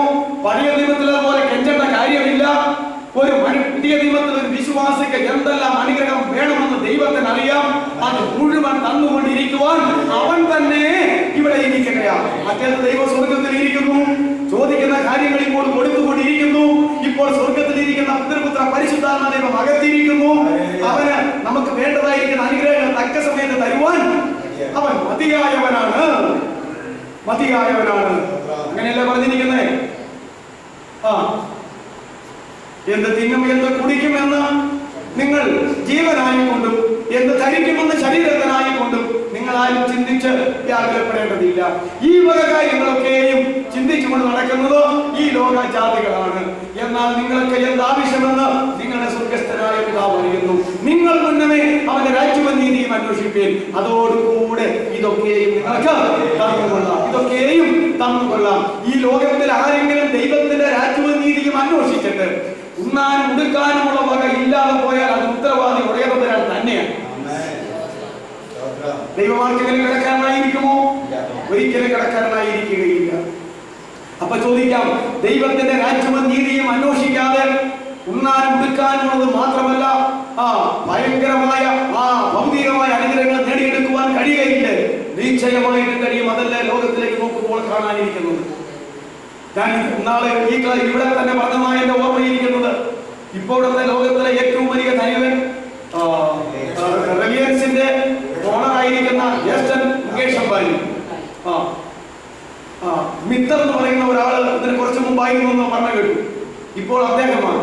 ഞാൻ ചോദിക്കട്ടെ, ഈ ആദാമിന്റെ കാലം മുതൽ ജാതികൾ ക്രിസ്ത്യാനികൾ ഇങ്ങനെ പോകുന്നതാണെങ്കിലും പോയിട്ട് 2000 കൊല്ലമായി ക്രിസ്ത്യാനികൾ എന്ന് പറയുന്ന വർഗഭൂമിയിലുണ്ടല്ലോ. ഇപ്പോൾ ആരാ ലോകത്തിലെ കോടീശ്വരനായിരിക്കുന്നത്? ഹൈന്ദവ സഹോദരൻ മുകേഷ് അംബാനി അല്ലേ? ഒരു ക്രിസ്ത്യാനിക്ക് എന്തുകൊണ്ട് കോടീശ്വരനാകാൻ കഴിഞ്ഞില്ല? ലോകത്തിലെ ഒന്നാമത്തെ ഈ ദൈവത്തിനെ അനുഗ്രഹിക്കാൻ പോയിട്ട് ക്രിസ്ത്യാനിയുടെ ദൈവം ക്രിസ്ത്യാനി അനുഗ്രഹിച്ചതിനേക്കാൾ മുകേഷിന്റെ ദൈവം മുകേഷിനെ അനുഗ്രഹിച്ചിട്ടില്ലേ? ക്രിസ്ത്യാനി എന്നുള്ളതങ്ങ് വിട്, രക്ഷിക്കപ്പെട്ട ദൈവമക്കള് ഇനി അവരെയൊക്കെ നൽകിക്കോ. നാമതായ ക്രൈസ്തവരെ, ശരിയായ ക്രൈസ്തവരെ അഭിമാനിക്കുന്ന വേർപാട് വിശുദ്ധിയുമുള്ള ആളുകൾ ഇവരിൽ ആരെങ്കിലും ആയോ ലോകത്തിൽ? യാവുമില്ല. അപ്പൊ ഒരു സത്യം നിങ്ങൾ മനസ്സിലാക്കണം, 2008 കൊല്ലക്കാലമായി ലോകത്തിലെ ഏറ്റവും വലിയ ഭൗതികമായ അനുഗ്രഹം പ്രാപിച്ചവൻ ഒരു ക്രിസ്ത്യാനിയാണെന്ന് പറയാൻ ഇന്ന് വരെ കഴിഞ്ഞിട്ടില്ല. ശരിയല്ലേ? ഇതൊക്കെ ലോകത്തിന്റെ കണക്കാണല്ലോ. അപ്പൊ ഞാൻ പറഞ്ഞത് അങ്ങനെ ധനികനാക്കുകയല്ല ദൈവത്തിന്റെ പണി. പുതിയ നിയമത്തിൽ പഴയ നിയമത്തിൽ അത് ചെയ്യുന്നവൻ അതിനാൽ ജീവിക്കുമായിരുന്നു. ഒരു പാലസ്തീൻ നാട് കർത്താവിന്റെ കാലത്തെ ഭൂമിശാസ്ത്ര മനുഷ്യനാണ്. ലോകം പിടിക്കാനോ ഈ പെന്തക്കോസ്ത് മുതൽ തുടങ്ങിയിരിക്കുന്ന ക്രിസ്ത്യാനികൾ പോയാൽ കിട്ടത്തില്ല. പിന്നെ എന്നതാ പറഞ്ഞേക്കുന്നത്? ഉണ്ണാനും ഉടുക്കാനുമുള്ള വക ഞാൻ കണ്ടുകൊള്ളാം. നിങ്ങളുടെ ആഗ്രഹം മുഴുവൻ സാധിപ്പിച്ചു തരാമെന്ന് പുതിയ നിയമത്തിൽ എന്റെ കർത്താവ് പറഞ്ഞിട്ടില്ല. നിന്റെ ആവശ്യങ്ങളും അത്യാവശ്യങ്ങളും നടത്തി തരാമെന്ന് പറഞ്ഞിട്ടില്ല. ആഗ്രഹങ്ങൾ മുഴുവൻ പുതിയ നിയമത്തിൽ നടത്തി തരാമെന്ന് ദൈവം പറഞ്ഞിട്ടില്ല. അതേ സമയത്ത് എന്താണ് ആവശ്യങ്ങൾ? പഴയ നിയമത്തിൽ വേറൊരു വാക്യമുണ്ട്, ഭക്തന്മാരുടെ മരണം തിരികെറിയത്. തന്റെ ഭക്തന്റെ ആഗ്രഹമൊക്കെ ദൈവം സാധിപ്പിച്ചു കൊടുക്കുന്നു. അത് പുതിയ നിയമത്തിലല്ല, അത് പഴയ നിയമത്തിലാണ്. അപ്പോ അതുകൊണ്ട് അബ്രാഹാം കോടീശ്വരനായത്, ഇസ്ഹാക്ക് കോടീശ്വരനായത്, യാക്കോബ് കോടീശ്വരനായത്, അതുപോലെ എന്തോരം ആളുകൾ കോടീശ്വരന്മാരുണ്ട് പഴയ നിയമത്തിൽ, ഇല്ലേ? ഏറ്റവും വലിയ കോടീശ്വരൻ അബ്രാഹാമാണ്. പിന്നല്ലേ ഇസ്ഹാക്കിലേക്ക് പോയത്, പിന്നല്ലേ യാക്കോബിലേക്ക് പോയത്, പിന്നല്ലേ 12 മക്കളിലേക്ക് പോയത്. ഇന്നും അവർക്ക് വേണ്ടി ദൈവം പാലസ്തീൻ നാട് വെച്ചിരിക്കുകയാണ്, കനാൻ നാട് വെച്ചിരിക്കുകയാണ്. ആരെല്ലാം കയറി അവിടെ അവകാശം പറഞ്ഞിരുന്നാലും ദൈവത്തിന്റെ സമയമാകുമ്പോൾ കനാൻ നാടിന്റെ പഴയ നിയമത്തിൽ പറഞ്ഞിരിക്കുന്ന അതിന് വാൽമീകുള്ളി തെറ്റാതെ യഹൂദർ അടിമപ്പെട്ടു. ഇത് വളരെ ശരിയാണ്, അത് പ്രവചനമാണ്. അതങ്ങനെ നമുക്ക് കിട്ടത്തില്ല. നമുക്ക് എന്താ പറഞ്ഞിരിക്കുന്നത്? മുന്നമേ രാജ്യവും നീതിയും അന്വേഷിക്കുകയും അതോടുകൂടെ ഇതൊക്കെ സമയം എന്ത് തിന്നും എന്ത് കുടിക്കും എന്ന ജീവനായിക്കൊണ്ടും എന്ത് ധരിക്കും എന്ന ശരീരത്തിനായിക്കൊണ്ടും ജീവനും ശരീരത്തിനും ആവശ്യമുള്ളതെല്ലാം തന്നുകൊള്ളാം എന്നാ പറഞ്ഞിരിക്കുന്നത്. അങ്ങനെയല്ല പറഞ്ഞിരിക്കുന്നത്, അതത്രേ പറഞ്ഞിട്ടുള്ളൂ. നമ്മുടെ ആഗ്രഹം, ഒരു കൊച്ചു കുഞ്ഞിന്റെ ആഗ്രഹങ്ങളെല്ലാം സാധിപ്പിച്ചു കൊടുത്താൽ നോക്കിയാൽ ആ കൊച്ചിനെ അതിനും പട്ടണങ്ങൾ മുതൽ അതിന് പോകാം. തീപ്പെട്ടി എടുത്ത് തീ കത്തിക്കാൻ തരാം, തുണിക്ക് തീ പിടിച്ച് തരിക എന്നൊക്കെ കൊച്ചുകുട്ടി പറഞ്ഞാൽ, വിഷമിരിക്കുന്നത് എടുത്ത് തരിക എന്നൊക്കെ പറഞ്ഞാൽ നമ്മുടെ കൊച്ചാണല്ലോ പറഞ്ഞാൽ ഓർത്തോട് കൊടുക്കുമോ? കാരണം ഇത് അപകടമാണെന്ന് ജനിപ്പിച്ച അപ്പനും പ്രസവിച്ച അമ്മയ്ക്കും അറിയാമേലേ. അപ്പൊ ചോദിക്കുന്നതെല്ലാം കൊടുക്കത്തില്ല. ഈ ഒടയതമ്പുരാന്റെ മുമ്പില് ഈ കൊച്ചു കുഞ്ഞുങ്ങളിടത്തോളം തെളിവും ബോധം ഇല്ലാത്ത നമ്മൾ ചോദിക്കണതെല്ലാം തരാൻ ഈ സ്നേഹമുള്ള അപ്പം തരുമോ? തരൂല്ല. ദോഷമുള്ളതേതാ, ദോഷമില്ലാത്തതേതാ, ഭാവിയിൽ ഗുണം വരുന്നതേതാ, ദോഷം വരുന്നതേതാ, നിന്നെ നരകത്തിലെത്തിക്കുന്നതേതാ, സ്വർഗത്തിൽ പോകുന്നതേതാന്ന് തിരിച്ചറിയാൻ നമുക്ക് കഴിവില്ല. അതാർക്കേ കഴിവുള്ളൂ. അതുകൊണ്ട് നിന്റെ ആവശ്യങ്ങളും അത്യാവശ്യങ്ങളും നടത്തി തരാം എന്നാ പറഞ്ഞിരിക്കുന്നത്. അത് ഓരോ വ്യക്തിക്കുമാണ്, കുടുംബത്തിനുമല്ല, കൂട്ടുകുടുംബത്തിനുമല്ല, തറവാടിനുമല്ല, സഭയ്ക്കുമല്ല, പള്ളിക്കുമല്ല, പട്ടക്കാരനുമല്ല. രക്ഷിക്കപ്പെടുന്ന ഓരോ പൈതലിനും ആവശ്യമുള്ളത് മുഴുവൻ തരാമെന്നാണ് പറഞ്ഞിരിക്കുന്നത്. അങ്ങനെയാണെങ്കിൽ യാക്കോബിനെ പോലെ 12 മക്കളും അവരുടെ ഭാര്യമാരും അവരുടെ മക്കളും എല്ലാം കൂടെ മിസ്രൈമിൽ നിന്ന് പോന്നപ്പോൾ 75 പേരല്ലേ അല്ല കനാനിൽ നിന്ന് മിസ്രൈമിലേക്ക് പോന്നപ്പോൾ കുടുംബത്തെ അംഗങ്ങളെ പേരെത്രയാ? 75 പേര് അല്ലേ? യോസേഫിന്റെ കാലത്ത് വന്നപ്പോൾ 75 എണ്ണവും ഒരു കുടുംബത്തിലെ അംഗങ്ങളാണ്. നോക്കിക്കേ, യാക്കോബ് മുതൽ 12 മക്കളും ഭാര്യമാരും കുഞ്ഞുങ്ങളുമായിട്ട് അപ്പം തന്നെ ജീവനോടെ എത്ര എണ്ണമുണ്ട് ആ കുടുംബത്തിൽ? 75 പേരുണ്ട്. ആ 75 പേര് പുതിയ നിയമത്തിൽ ഒരു കുടുംബത്തിലുണ്ടായാലും 75 പേർക്ക് മുന്നാലും കൊടുക്കാവുന്നതാണ്. രക്ഷ വ്യക്തിപരമോ കുടുംബപരമോ സഭാപരമോ? വ്യക്തിപരമാണ്. ശിക്ഷയും സ്വർഗത്തിൽ പോകുന്നതും വ്യക്തികളായിട്ടാണ്, നരകത്തിൽ പോകുന്നതും വ്യക്തികളായിട്ടാണ്. കാര്യം കല്യാണത്തിന് മരണത്താൽ അല്ലാതെ പോകില്ല എന്നൊക്കെ പറഞ്ഞ് അങ്ങോട്ടും ഇങ്ങോട്ടും കൈപിടിക്കണുണ്ടെങ്കിലും ചത്ത് കഴിയുമ്പോൾ ഈ കൈപിടുത്തം അങ്ങനെ തന്നെ ഇരിക്കട്ടെ എന്നൊരു വരുമോ? ഭാര്യ ഭർത്താവ് മരിച്ചാൽ ആ ചിതയിലേക്ക് ആരെ എടുക്കുന്ന ശിക്ഷ പണ്ട് കാലത്തുണ്ടായിരുന്നു. ഭാര്യയെ ചിതയിൽ കത്തിക്കുന്ന അതിന്റെ എന്താ പേര് മറന്നു, സതി അല്ലേ? അത് നിയമം പിന്നെ ഗവൺമെന്റ് തന്നെ മാറ്റിയില്ലേ? പക്ഷെ അത് ആൾക്ക് മനസ്സുണ്ടായിട്ടല്ല, നിയമത്താൽ അതങ്ങനെ ആയിത്തീരുകയാണ്. എന്നാൽ ആരും ഈ കൈ പിടിച്ച് നരകത്തിലേക്കോ സ്വർഗത്തിലേക്കോ എങ്ങനെ പോവോ? പോകാൻ യോഗ്യത ഉള്ളവരല്ലേ പോവുള്ളൂ. ഇവിടുത്തെ ബന്ധം വെച്ച് പോവോ? ഒന്നും പോകത്തില്ല. അതുകൊണ്ട് നമ്മൾ മനസ്സിലാക്കേണ്ടത് ഉന്നത ദൈവത്തിന്റെ രാജ്യവും നീതിയും അന്വേഷിക്കാം. അതോടുകൂടെ ഇതൊക്കെയും നമുക്ക് ലഭിക്കുമെന്നുള്ളതാണ്. അത് ഓരോ വ്യക്തിക്കും ആ പറഞ്ഞതെന്ന് അറിഞ്ഞാൽ 75 പേരുള്ള കുടുംബവും 75 പേര് രക്ഷിക്കപ്പെട്ടാലും 75 പേരുടെ കാര്യം ദൈവം നോക്കും. ആവശ്യങ്ങളും അത്യാവശ്യങ്ങളും നടത്തി തരുന്ന ഒരു ദൈവം ആഗ്രഹങ്ങളെ സാധിപ്പിക്കുന്നത് പഴയ നിയമത്തിലാണ്. പഴയ നിയമത്തിലാണ് എന്ന് തന്നെയല്ല, പഴയ നിയമ ആളുകൾക്ക് ഈ ഭൂമി കത്തിക്കാനുള്ളതാണെന്ന് ബോധമില്ല. ഈ ഭൂമി കത്തിച്ചാമ്പലാക്കാൻ ഉള്ളതാണെന്ന് ബോധം കുറവായിരുന്നു. മാലാഖയ്ക്ക് ദൈവം അത് വെളിപ്പെടുത്തി കൊടുത്തു. അതുപോലെ തന്നെ യെശയ്യാവിന് ലേശം വെളിപ്പാട് കൊടുത്തു. അല്ലാത്തുള്ളവർക്ക് ഈ ആകാശഭൂമിയെ കത്തിച്ചു കളയാനുള്ളതാണെന്നുള്ള ബോധം ഉണ്ടായിട്ടില്ല. പുതിയ നിയമത്തിൽ എല്ലാവർക്കും അതറിയാം. പത്രോസ് അപ്പോസ്തലൻ പറഞ്ഞിട്ടുണ്ട്, ഇപ്പോഴത്തെ ആകാശഭൂമി അതേ ദൈവത്തിന്റെ വചനത്താൽ ജയിക്കായി സൂക്ഷിക്കപ്പെട്ടിരിക്കുന്നു. എന്നാൽ നാമോ, ഈ ദൈവമക്കൾ എന്ന് പറയുന്ന നാമോ ഈ ഭൂമിക്കുള്ളവരല്ല, ഈ ദിവസിക്കുന്ന പുതിയ ആകാശത്തിനും പുതിയ ഭൂമിക്കും വേണ്ടിയുള്ളവരാണ്. അങ്ങനെയല്ല പറഞ്ഞിരിക്കുന്നത്. അതുകൊണ്ട് കർത്താവ് ഈ ലോകത്തിൽ പ്രസംഗിച്ച് നടന്നപ്പോൾ പറഞ്ഞു, മുഴുവൻ തുരുമ്പ് കെടുക്കുകയും കളന്മാർ കൊടുത്ത് മോഷ്ടിക്കുകയും ചെയ്യുന്ന ഈ ഭൂമിയിൽ എന്റെ ശിഷ്യന്മാരാരും നിക്ഷേപം സ്വരൂപിക്കണ്ട.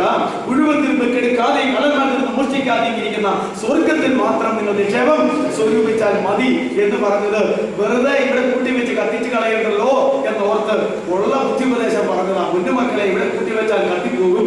അതുകൊണ്ട് ഇവിടെ എന്റെ മക്കളാരും പക്ഷേ അപ്പൊ നിങ്ങളുടെ ഇവിടെ ജനിക്കണ്ടേ, വളരണ്ടേ, ജീവിക്കണ്ടേ, തുണി ഉടുക്കണ്ടേ, കുടിക്കണ്ടേ, തിന്നണ്ടേ, കിടക്കണ്ടേ എന്നൊക്കെ ചോദിക്കും. അതാ ഈ രാഷ്ട്രീയ ഭാഷയിൽ എന്താ മനുഷ്യന്റെ പ്രാഥമിക ആവശ്യങ്ങൾ, അത് തിന്നുക, കുടിക്കുക, ഉടുക്കുക, വാക്കുക എന്നിങ്ങനെയുള്ള പ്രാഥമിക ആവശ്യങ്ങൾ ഇതെല്ലാം കുറ്റം കൂടാതെ നടത്താമെന്ന് ആര് പറഞ്ഞിട്ടുണ്ട്? ദൈവം പറഞ്ഞിട്ടുണ്ട്. അത് ഓരോരുത്തരോടും സെപ്പറേറ്റ് ആയിട്ട് അത് വരുന്നത്. അല്ലാതെ ഈ കമ്മ്യൂണിസ്റ്റുകാർ പറയുന്നതിനൊക്കെ ഭൗതികമായ ഒരു സമത്വത്തിലല്ല അത് വരുന്നത്. ഒരേ വീട്, ഒരേ ഏക്കറേജ്, ഒരേ വിദ്യാഭ്യാസം, ഒരേ ആരോഗ്യം, ഒരേ സൗന്ദര്യം, ഇങ്ങനെയാണോ ദൈവം പറഞ്ഞത്? ഓരോ വ്യക്തിക്കും ആവശ്യമുള്ളത് ദൈവം തരാമെന്നാണ് പറഞ്ഞിരിക്കുന്നത്. അതുകൊണ്ട് വ്യക്തിപരമായി എന്ത് ചെയ്യണം? അവന്റെ രാജ്യവും നീതിയും അന്വേഷിക്കണം. നമ്മൾ എന്ത് പറഞ്ഞാൽ അതിലേക്ക് പോകുന്നത്? തന്റെ ഭക്തന്മാരല്ല സൂര്യനിൽ താഴ്വരയിൽ കൂടി നടന്നാലും ഞാൻ അനർത്ഥവും ഭയപ്പെടുകയില്ല. നീതിവാദികൾ നടക്കുന്ന ഒരു അനുഭവത്തെ കുറിച്ച് ദാവീദിന് അപ്പോൾ ബോധ്യം വന്നു. മാത്രമല്ല, മരണങ്ങളിൽ താഴ്വരയിൽ കൂടി നടക്കുന്ന അനുഭവത്തെ കുറിച്ച് ബോധ്യം വന്നു. അപ്പോഴും ഭയമില്ല. ഇപ്പോൾ യഹോവ എന്തായി മാറിയിരിക്കുന്നു? എന്റെ ഇടയനായി മാറിയിരിക്കുന്നു. രോഗശൈലിയിൽ കൂടെ ഇരിക്കുന്ന ഒരു ദൈവമുണ്ട്. അതുപോലെ തന്നെ രോഗത്തിന് സഭയ്ക്ക് തരുന്ന ഒരു ദൈവമുണ്ട്, അല്ലേ? ഒരു ദൈവമുണ്ട്. അപ്പോസ്തലനായ പൗലോസ് ആരുടെയെങ്കിലും രോഗം മാറ്റിയത് നിങ്ങൾക്കറിയാമോ? എന്തോരം ആളുകളുടെ രോഗം മാറ്റി. തന്റെ രോഗം വന്നു കഴിഞ്ഞപ്പോൾ എന്നാ പറഞ്ഞത്? എന്റെ കൃപ, ഞാൻ കൂടെ ഇരുന്നാൽ മതിയുടെ, എന്റെ കൃപ നിനക്ക് വന്നേക്കാം, അതോടെ ഇരുന്നോടെ എന്ന് പറഞ്ഞു. അത് ഇതിനു വേണ്ടി കേട്ടാണ് നെഗളിച്ചു പോകാതിരിക്കാൻ, വെളിപ്പാടുകളുടെ ആധിക്യത്താൽ നെഗളിച്ചു പോകാതിരിക്കാൻ, ആത്മീകമായിട്ടും ഭൗതികമായിട്ടും ഏത് നിലയിലും നെഗളിച്ചു പോകാതിരിക്കുവാൻ ദൈവം ചില ശൂലങ്ങൾ തന്നു വരും. അതവിടെ ഇരുന്നോട്ടെ. അപ്പോൾ അതിന്റെ മേലെ എന്തുകൊണ്ടാണ് പറഞ്ഞത്? കൃപ തന്നുകൊള്ളാമെന്നാണ് പറഞ്ഞത്. അങ്ങനല്ലേ? ദൈവം കൂടെ ഇരിക്കുന്ന ദൈവം. അതുകൊണ്ട് ആ പാട്ടിൽ ഇപ്രകാരം ഒരു അർത്ഥമുണ്ടെന്ന് 3 മാസം മുമ്പ് ഞാൻ അറിഞ്ഞെന്ന് മനസ്സിലായില്ലേ? നമ്മൾ പാട്ട് എത്ര കാണാപ്പാടം വലിച്ച് പറഞ്ഞാലും അതിന്റെ അർത്ഥം ഗ്രഹിക്കുന്നില്ലെങ്കിൽ അത് അതിനേക്കാൾ കഷ്ടമാണ്, അല്ലേ? അതിനേക്കാൾ കഷ്ടമാണ്. അതുകൊണ്ട് അങ്ങനെ ഒരു യാഥാർത്ഥ്യമുണ്ടെന്ന് സങ്കീർത്തനത്തിൽ പറയുന്ന പോലെ തന്നെ, പാട്ടുകാരൻ എഴുതിയിരിക്കുന്നത് പോലെ തന്നെ ബൈബിളിലെ യാഥാർത്ഥ്യം അതാണെന്നാണ് ഞാൻ പറഞ്ഞു വന്നത്. മറ്റു വാക്യത്തിലേക്ക് നമുക്ക് കടക്കാം. ഇത് ആ സമയം തീർന്നിരിക്കുന്നു.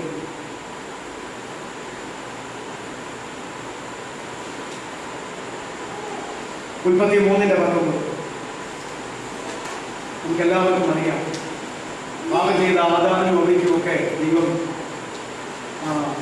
അതിൻ്റെ എന്താ ശാപങ്ങൾ ശിക്ഷകളൊക്കെ കൊടുക്കുമ്പോൾ പറയുന്നത് 3:19 നിന്നെ എടുത്തിരിക്കുന്നു, അതിൽ തിരികെ ചേരുവോളം മുഖത്തെ വിയർപ്പോടെ നീ ഉപജീവനം കഴിക്കും. അതിനോട് എന്നാ പറഞ്ഞേ? നിന്നെ എവിടെ നിന്ന് എടുത്തതാ? നിലത്തെ കുടിയിൽ നിന്ന് നിന്നെ എടുത്തതാ. നീ അതില് തിരികെ ചേരുന്നത് വരെയും നീ എങ്ങനെ ഉപജീവിക്കും? മുഖത്തെ ഉയർപ്പോൾ. നേതൃത്വത്തിന്റെ വ്യവസ്ഥ അതായിരുന്നില്ല. പാപം ചെയ്തതിന് ശേഷം അപ്രകാരമാണ് പറഞ്ഞത്. നിന്നെ നിലത്തെ പൊടിയിൽ നിന്ന് എടുത്തിരിക്കുന്നു, അതുകൊണ്ട് നീ എങ്ങോട്ട് തന്നെ ചേരും? നിലത്തെ പൊടിയിലേക്ക് ചേരും. സങ്കീർത്തനം 90:3 ഇത് തന്നെ ആവർത്തിക്കുന്നു. സങ്കീർത്തനം 90:3. സങ്കീർത്തനം 90 എന്ന് പറയുന്നത് ഒരു ശവസംസ്കാര പ്രാർത്ഥന.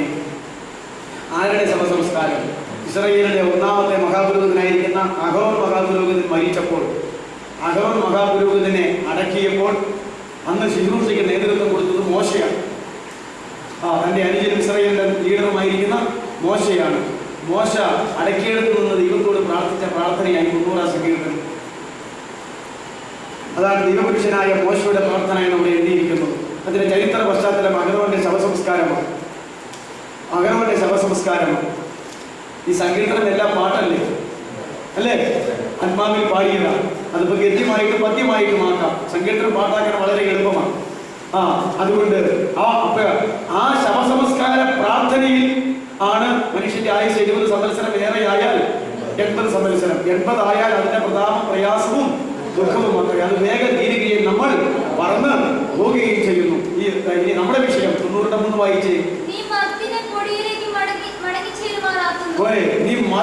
പൊടിയിലേക്ക് പൊടിയിൽ നിന്ന് എടുത്തിരിക്കുന്ന മനുഷ്യനെ പൊടിയിലേക്ക് മടങ്ങിച്ചേരുമാറാക്കുന്നത് ദൈവമാകുന്നു. ഇവിടെ ദൈവം ആരെ എന്താണ് പറഞ്ഞത്? ദൈവത്തെ അനാദിയായും ശാശ്വതമായും ദൈവമാകുന്നു. ആ അനാദിയായും ശാശ്വതമായിട്ടുമുള്ള ദൈവം മർത്തിനെ പൊടിയിലേക്ക് മടങ്ങിച്ചേരുമാറാക്കുന്നു. വീണ്ടും വീണ്ടും പറയുന്നു, മനുഷ്യപുത്രന്മാരെ തിരികെ വരുവീരെന്നും അരുളി ചെയ്യുന്നു. ഏതൻ തോട്ടത്തിൽ വെച്ച് പറഞ്ഞു, നീ നിലത്തെ പൊടിയിൽ നിന്ന് എടുത്തിരിക്കുന്നു, നീ പൊടിയിൽ തിരികെ ചേരും, അതുവരെ നീ ഇങ്ങനെയൊക്കെ പ്രയത്നിച്ച് ജീവിക്കണമെന്ന്. ഇവിടെ പറയുക എന്താണ്? ഈ പൊടിയിലേക്ക് മനുഷ്യപുത്രന്മാരെ പൊടിയിലേക്ക് മടങ്ങി ചേരുമാറാക്കുന്നു. പിന്നെ അവരെ തിരികെ വരുവീരെന്നും അരുളി ചെയ്യുന്നു. അതുകൊണ്ട് എല്ലാ മനുഷ്യന്റെയും ജീവിതത്തിൽ മനുഷ്യനെ പൊടിയിൽ നിന്ന് നിർമ്മിച്ചതാകുന്നു എന്നും ദൈവത്തിന്റെ ജീവശ്വാസം ഊതിക്കയറ്റിയപ്പോൾ ആണ് ദേഹത്തിലേക്ക് ആത്മാവെന്ന് പറയുന്ന 3 ഘടകങ്ങൾ ഉണ്ടായതെന്നും പാപത്തിന്റെ ഫലമായിട്ടുള്ള ആത്മീയ മരണം മാത്രമല്ല, പാപം ചെയ്യാതിരുന്നുവെങ്കിൽ ഇതുപോലെ നമ്മൾ മരിക്കുമായിരുന്നില്ല. ആകയാൽ ഈ മരണവും ഈ പൊടിയിലേക്ക് മടങ്ങിച്ചേരുവാക്കുന്ന ശാരീരിക മരണവും എന്തിനു ശേഷം വന്നതാണ്? ആദ്യ മാതാപിതാക്കന്മാരുടെ പാപത്തിന് ശേഷം വന്നതാണ്. എന്നാൽ നീ തിന്നുന്ന നാളിൽ മരിക്കും എന്ന് പറഞ്ഞത് ഈ ശാരീരിക മരണമായിരുന്നില്ല, അത് നിത്യമരണം, ആത്മമരണമായിരുന്നു. എന്നാൽ എല്ലാ മരണങ്ങളും സംഭവിച്ചിരിക്കുന്നത് എന്തിന്റെ അടിസ്ഥാനത്തിലാണ്? ആദമിന്റെ ഹവ്വയുടെയും പാപത്തിന്റെ അടിസ്ഥാനത്തിലാണ്. അവിടെ വെച്ചാണല്ലോ അത് സംഭവിക്കുന്നത്. ആകയാൽ അപ്രകാരമാണ് ഈ മരണം സംഭവിച്ചിരിക്കുന്നത് എന്ന് നമ്മൾ മനസ്സിലാക്കണം. ഉൽപ്പത്തി 3:19 തന്നെ സങ്കീർത്തനം 90 മോശ പിന്നെയും എടുത്ത് അത് പറയുന്നു എന്ന് നമ്മൾ ഓർക്കേണ്ടതാണ്.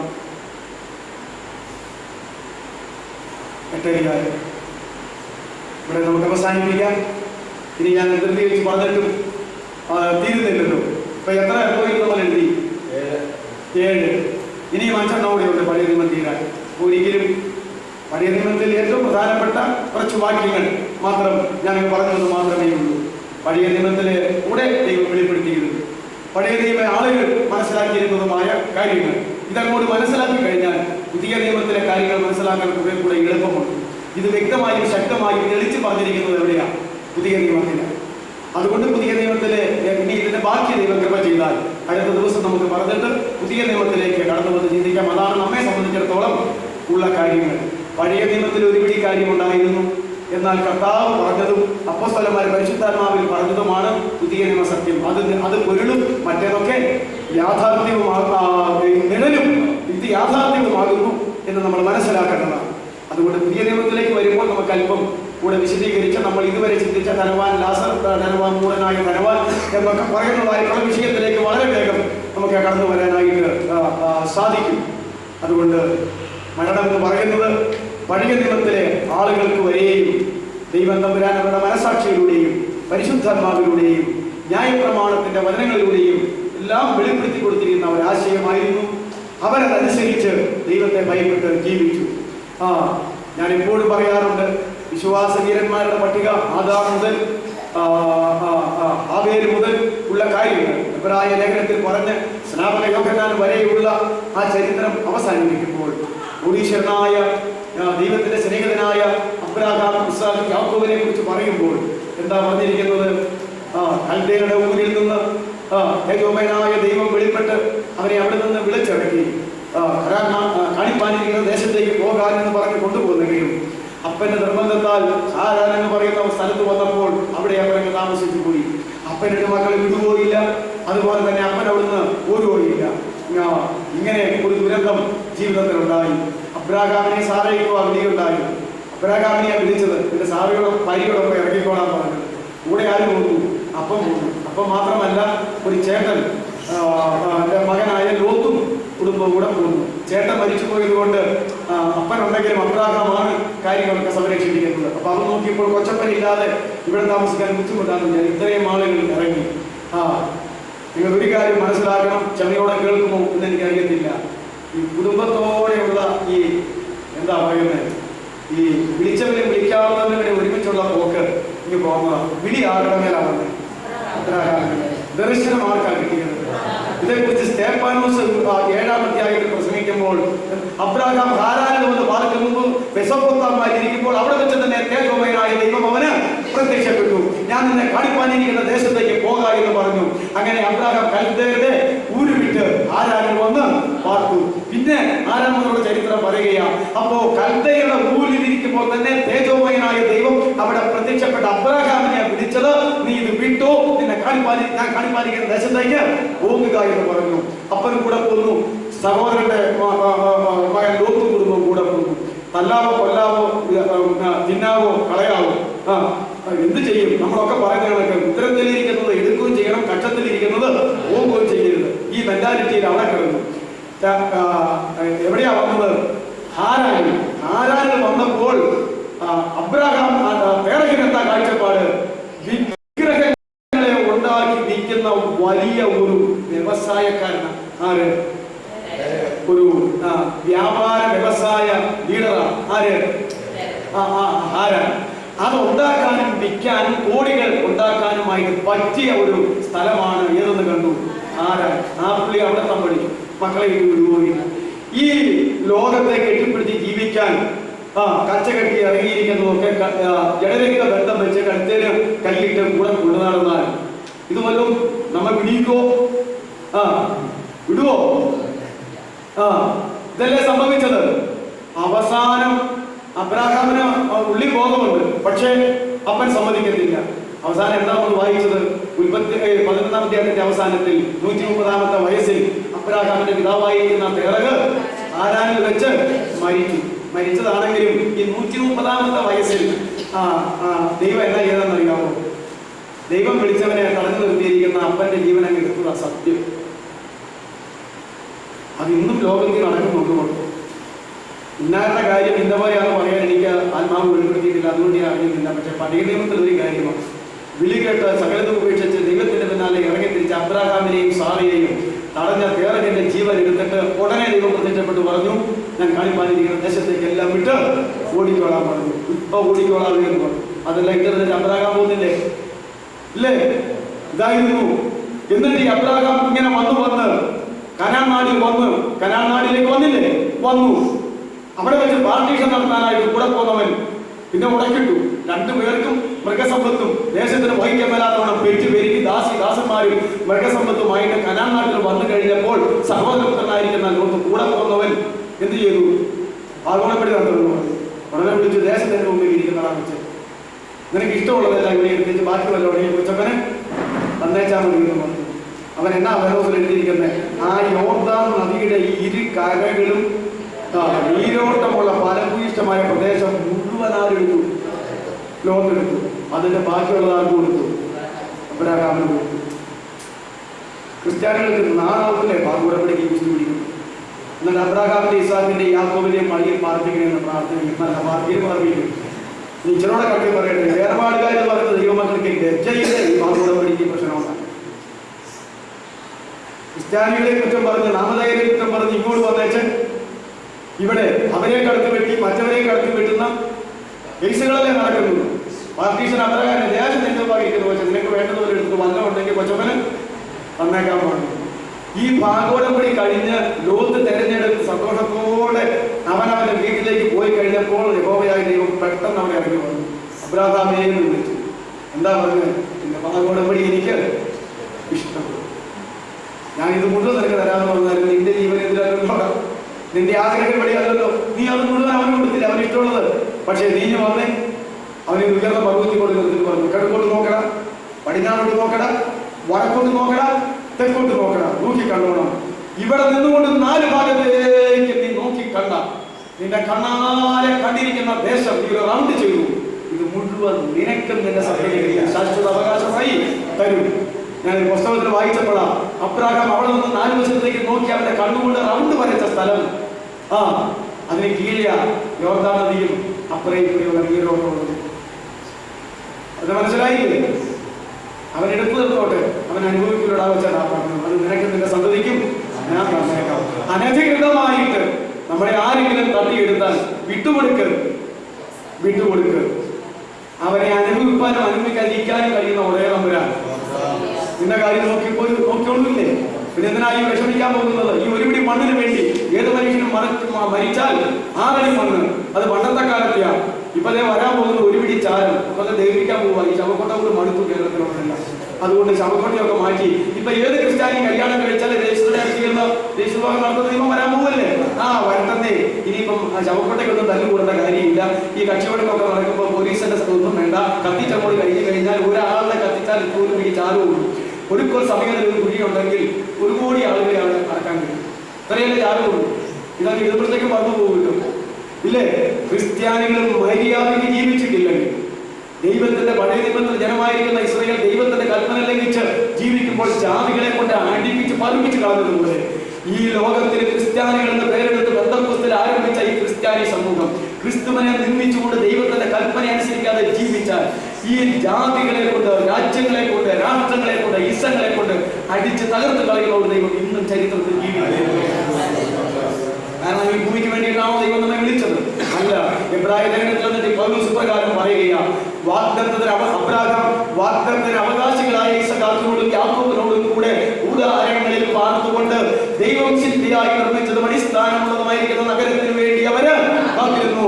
അബ്രഹാം കനാൻ നാട്ടിൽ ഒരു വീട് പണിതില്ല, ഇസഹാക്ക് കനാൻ നാട്ടിൽ ഒരു വീട് പണിതില്ല, യാക്കോബ് കനാൻ നാട്ടിൽ ഒരു വീട് പണിതില്ല. ഇവരെവിടെ താമസിച്ചെന്നാ പറയുന്നത്? കൂടാരങ്ങളിൽ. കൂടാരം വീട് എന്ന് പറഞ്ഞിട്ടുണ്ട്, ഭവനം പറഞ്ഞിട്ടുണ്ട്. അതുകൊണ്ട് പൗലോസ് പറയുന്ന കൂടാരമായ ഞങ്ങളുടെ ഭൗമഭവനം അഴിഞ്ഞു പോയാൽ കൈപ്പിടിയല്ലാത്ത ദൈവത്തിന്റെ ദാനമായ ഒരു നിത്യമായ കെട്ടിടം ഞങ്ങൾക്ക് സ്വർഗത്തിലുണ്ട് എന്ന് ഞങ്ങൾ അറിയുന്നു, അല്ലേ? എന്ന് ഞങ്ങൾ അറിയുന്നു. ഈ കൂടാരം പൊളിയട്ടെ, ഞങ്ങൾക്ക് ഖേദമില്ല. ഇവിടുത്തെ കൂടാരം പൊളിയട്ടെ, ഞങ്ങൾക്ക് ഖേദമില്ല. അതുകൊണ്ട് ദൈവജന അബ്രഹാമിനെ അനുഗ്രഹം തേടി പോകരുത്. അവന്റെ കനാൻ നാട്ടിൽ ഒരു വീട് പോലും ഇല്ല കേട്ടോ. ഒരു മണ്ണ് കട്ട കൊണ്ട് പിടിച്ച ഒരു വീട് പോലും ഇല്ല. എന്തിനാ പ്രാർത്ഥന? കൂടാരത്തിൽ. എന്നിട്ട് ഓരോ ദിവസവും ലോകത്തോട് ഏറ്റു പറയുകയാണ്, ഞങ്ങൾ ഈ ഭൂമിയിൽ അന്യരും പഴയതമ്പരാൻ ആധാരം ചെയ്ത് കൊടുക്കുന്ന മലക്ഷ്യനാണ്. എന്നിട്ട് അവൻ വിളിച്ച് പറയുകയാണ്. അപ്പൊ കൊടുത്താലും മനസ്സ് അവിടെയൊക്കെ നിൽക്കുന്നില്ല. അബ്രഹാമിന്റെയും ഇസ്ഹാക്കിന്റെയും ഇവിടെ കിട്ടിയില്ലെങ്കിലും മനസ്സ് അവിടെ. ശരിയല്ലേ? നമ്മുടെ വീട് ഇപ്പുറം ഇരിക്കുന്നെങ്കിൽ നമ്മുടെ ഹൃദയം അപ്പുറത്തെ അവന്റെ വീടില്ല. നമ്മുടെ സ്ഥലത്താണ് നമ്മൾ ഇരിക്കുന്നതെങ്കിൽ നമ്മുടെ ഹൃദയം അപ്പുറത്തവന്റെ എസ്റ്റേക്കില്ല. ശരിയല്ലേ? ഇതെല്ലാം ദൈവം അറിയും. അതുകൊണ്ട് മനുഷ്യൻ എന്താണ്? മണ്ണ്. അതല്ലേ പറഞ്ഞത്? നിലത്തെ പൊടി കൊണ്ട് നിന്നെ നിർമ്മിച്ചു, നിലത്തെ പൊടിയിലേക്ക് നീ തിരികെ ചെയ്യും. ഇതല്ലേ നമ്മൾ പറഞ്ഞത്? അതുകൊണ്ട് പ്രിയമുള്ളവരെ, മനുഷ്യൻ മണ്ണാണ്. അതുകൊണ്ട് ഈ ഭൂമിക്ക് വേണ്ടി നമുക്ക് ജീവിക്കേണ്ട കാര്യമില്ല. നാം ഈ ലോകത്തിലാണെങ്കിലും ലോകത്തിന് വേണ്ടിയാണ്, അല്ലേ? അതുകൊണ്ട് നിത്യമായ വാസസ്ഥലം, പുതുവാന ഭൂമി ദൈവം നാം അവകാശമായി തരുന്നു. നമുക്ക് തലകളെ വണക്കാം, കണ്ണുകളെ അടയ്ക്കാം.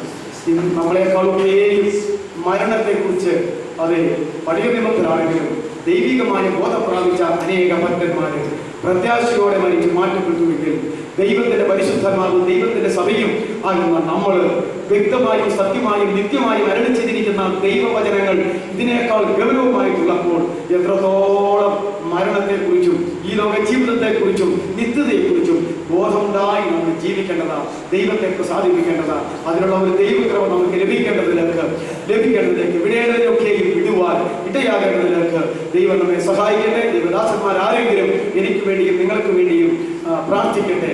മരണത്തെക്കുറിച്ചും മരണ ഭയത്തെക്കുറിച്ചും മരണത്തിന്റെ താൽപ്പര്യങ്ങളെ കുറിച്ചുമൊക്കെ ഇന്നത്തെ ചിന്ത ഫൈനലല്ല കേട്ടോ. അങ്ങനെ ചിന്താക്കുഴപ്പം നിങ്ങൾക്ക് ഉണ്ടാകരുത്. ഇതിൽ തന്നെ പറയുന്ന 4-5 വാക്യങ്ങൾ കൂടെ പറഞ്ഞിട്ട് പെട്ടെന്ന് പുതിയ നിയമത്തിലെ വാക്യങ്ങളിലേക്ക് പറയുമ്പോഴാണ് അത് പൂർത്തീകരിക്കപ്പെടാൻ പോകുന്നത്. ആർക്കെങ്കിലും നിരാശ ചിന്താക്കുഴപ്പം ഉണ്ടായാൽ നിങ്ങളത് നേരിട്ട് പറയണം. അടുത്ത മറ്റേ വാക്യങ്ങൾ കൂടെ തീരുമ്പോൾ മാത്രമേ ഈ ആശയം വ്യക്തമാക്കാനായിട്ട് നമുക്ക് സാധിക്കുന്നുള്ളൂ. അതിനായി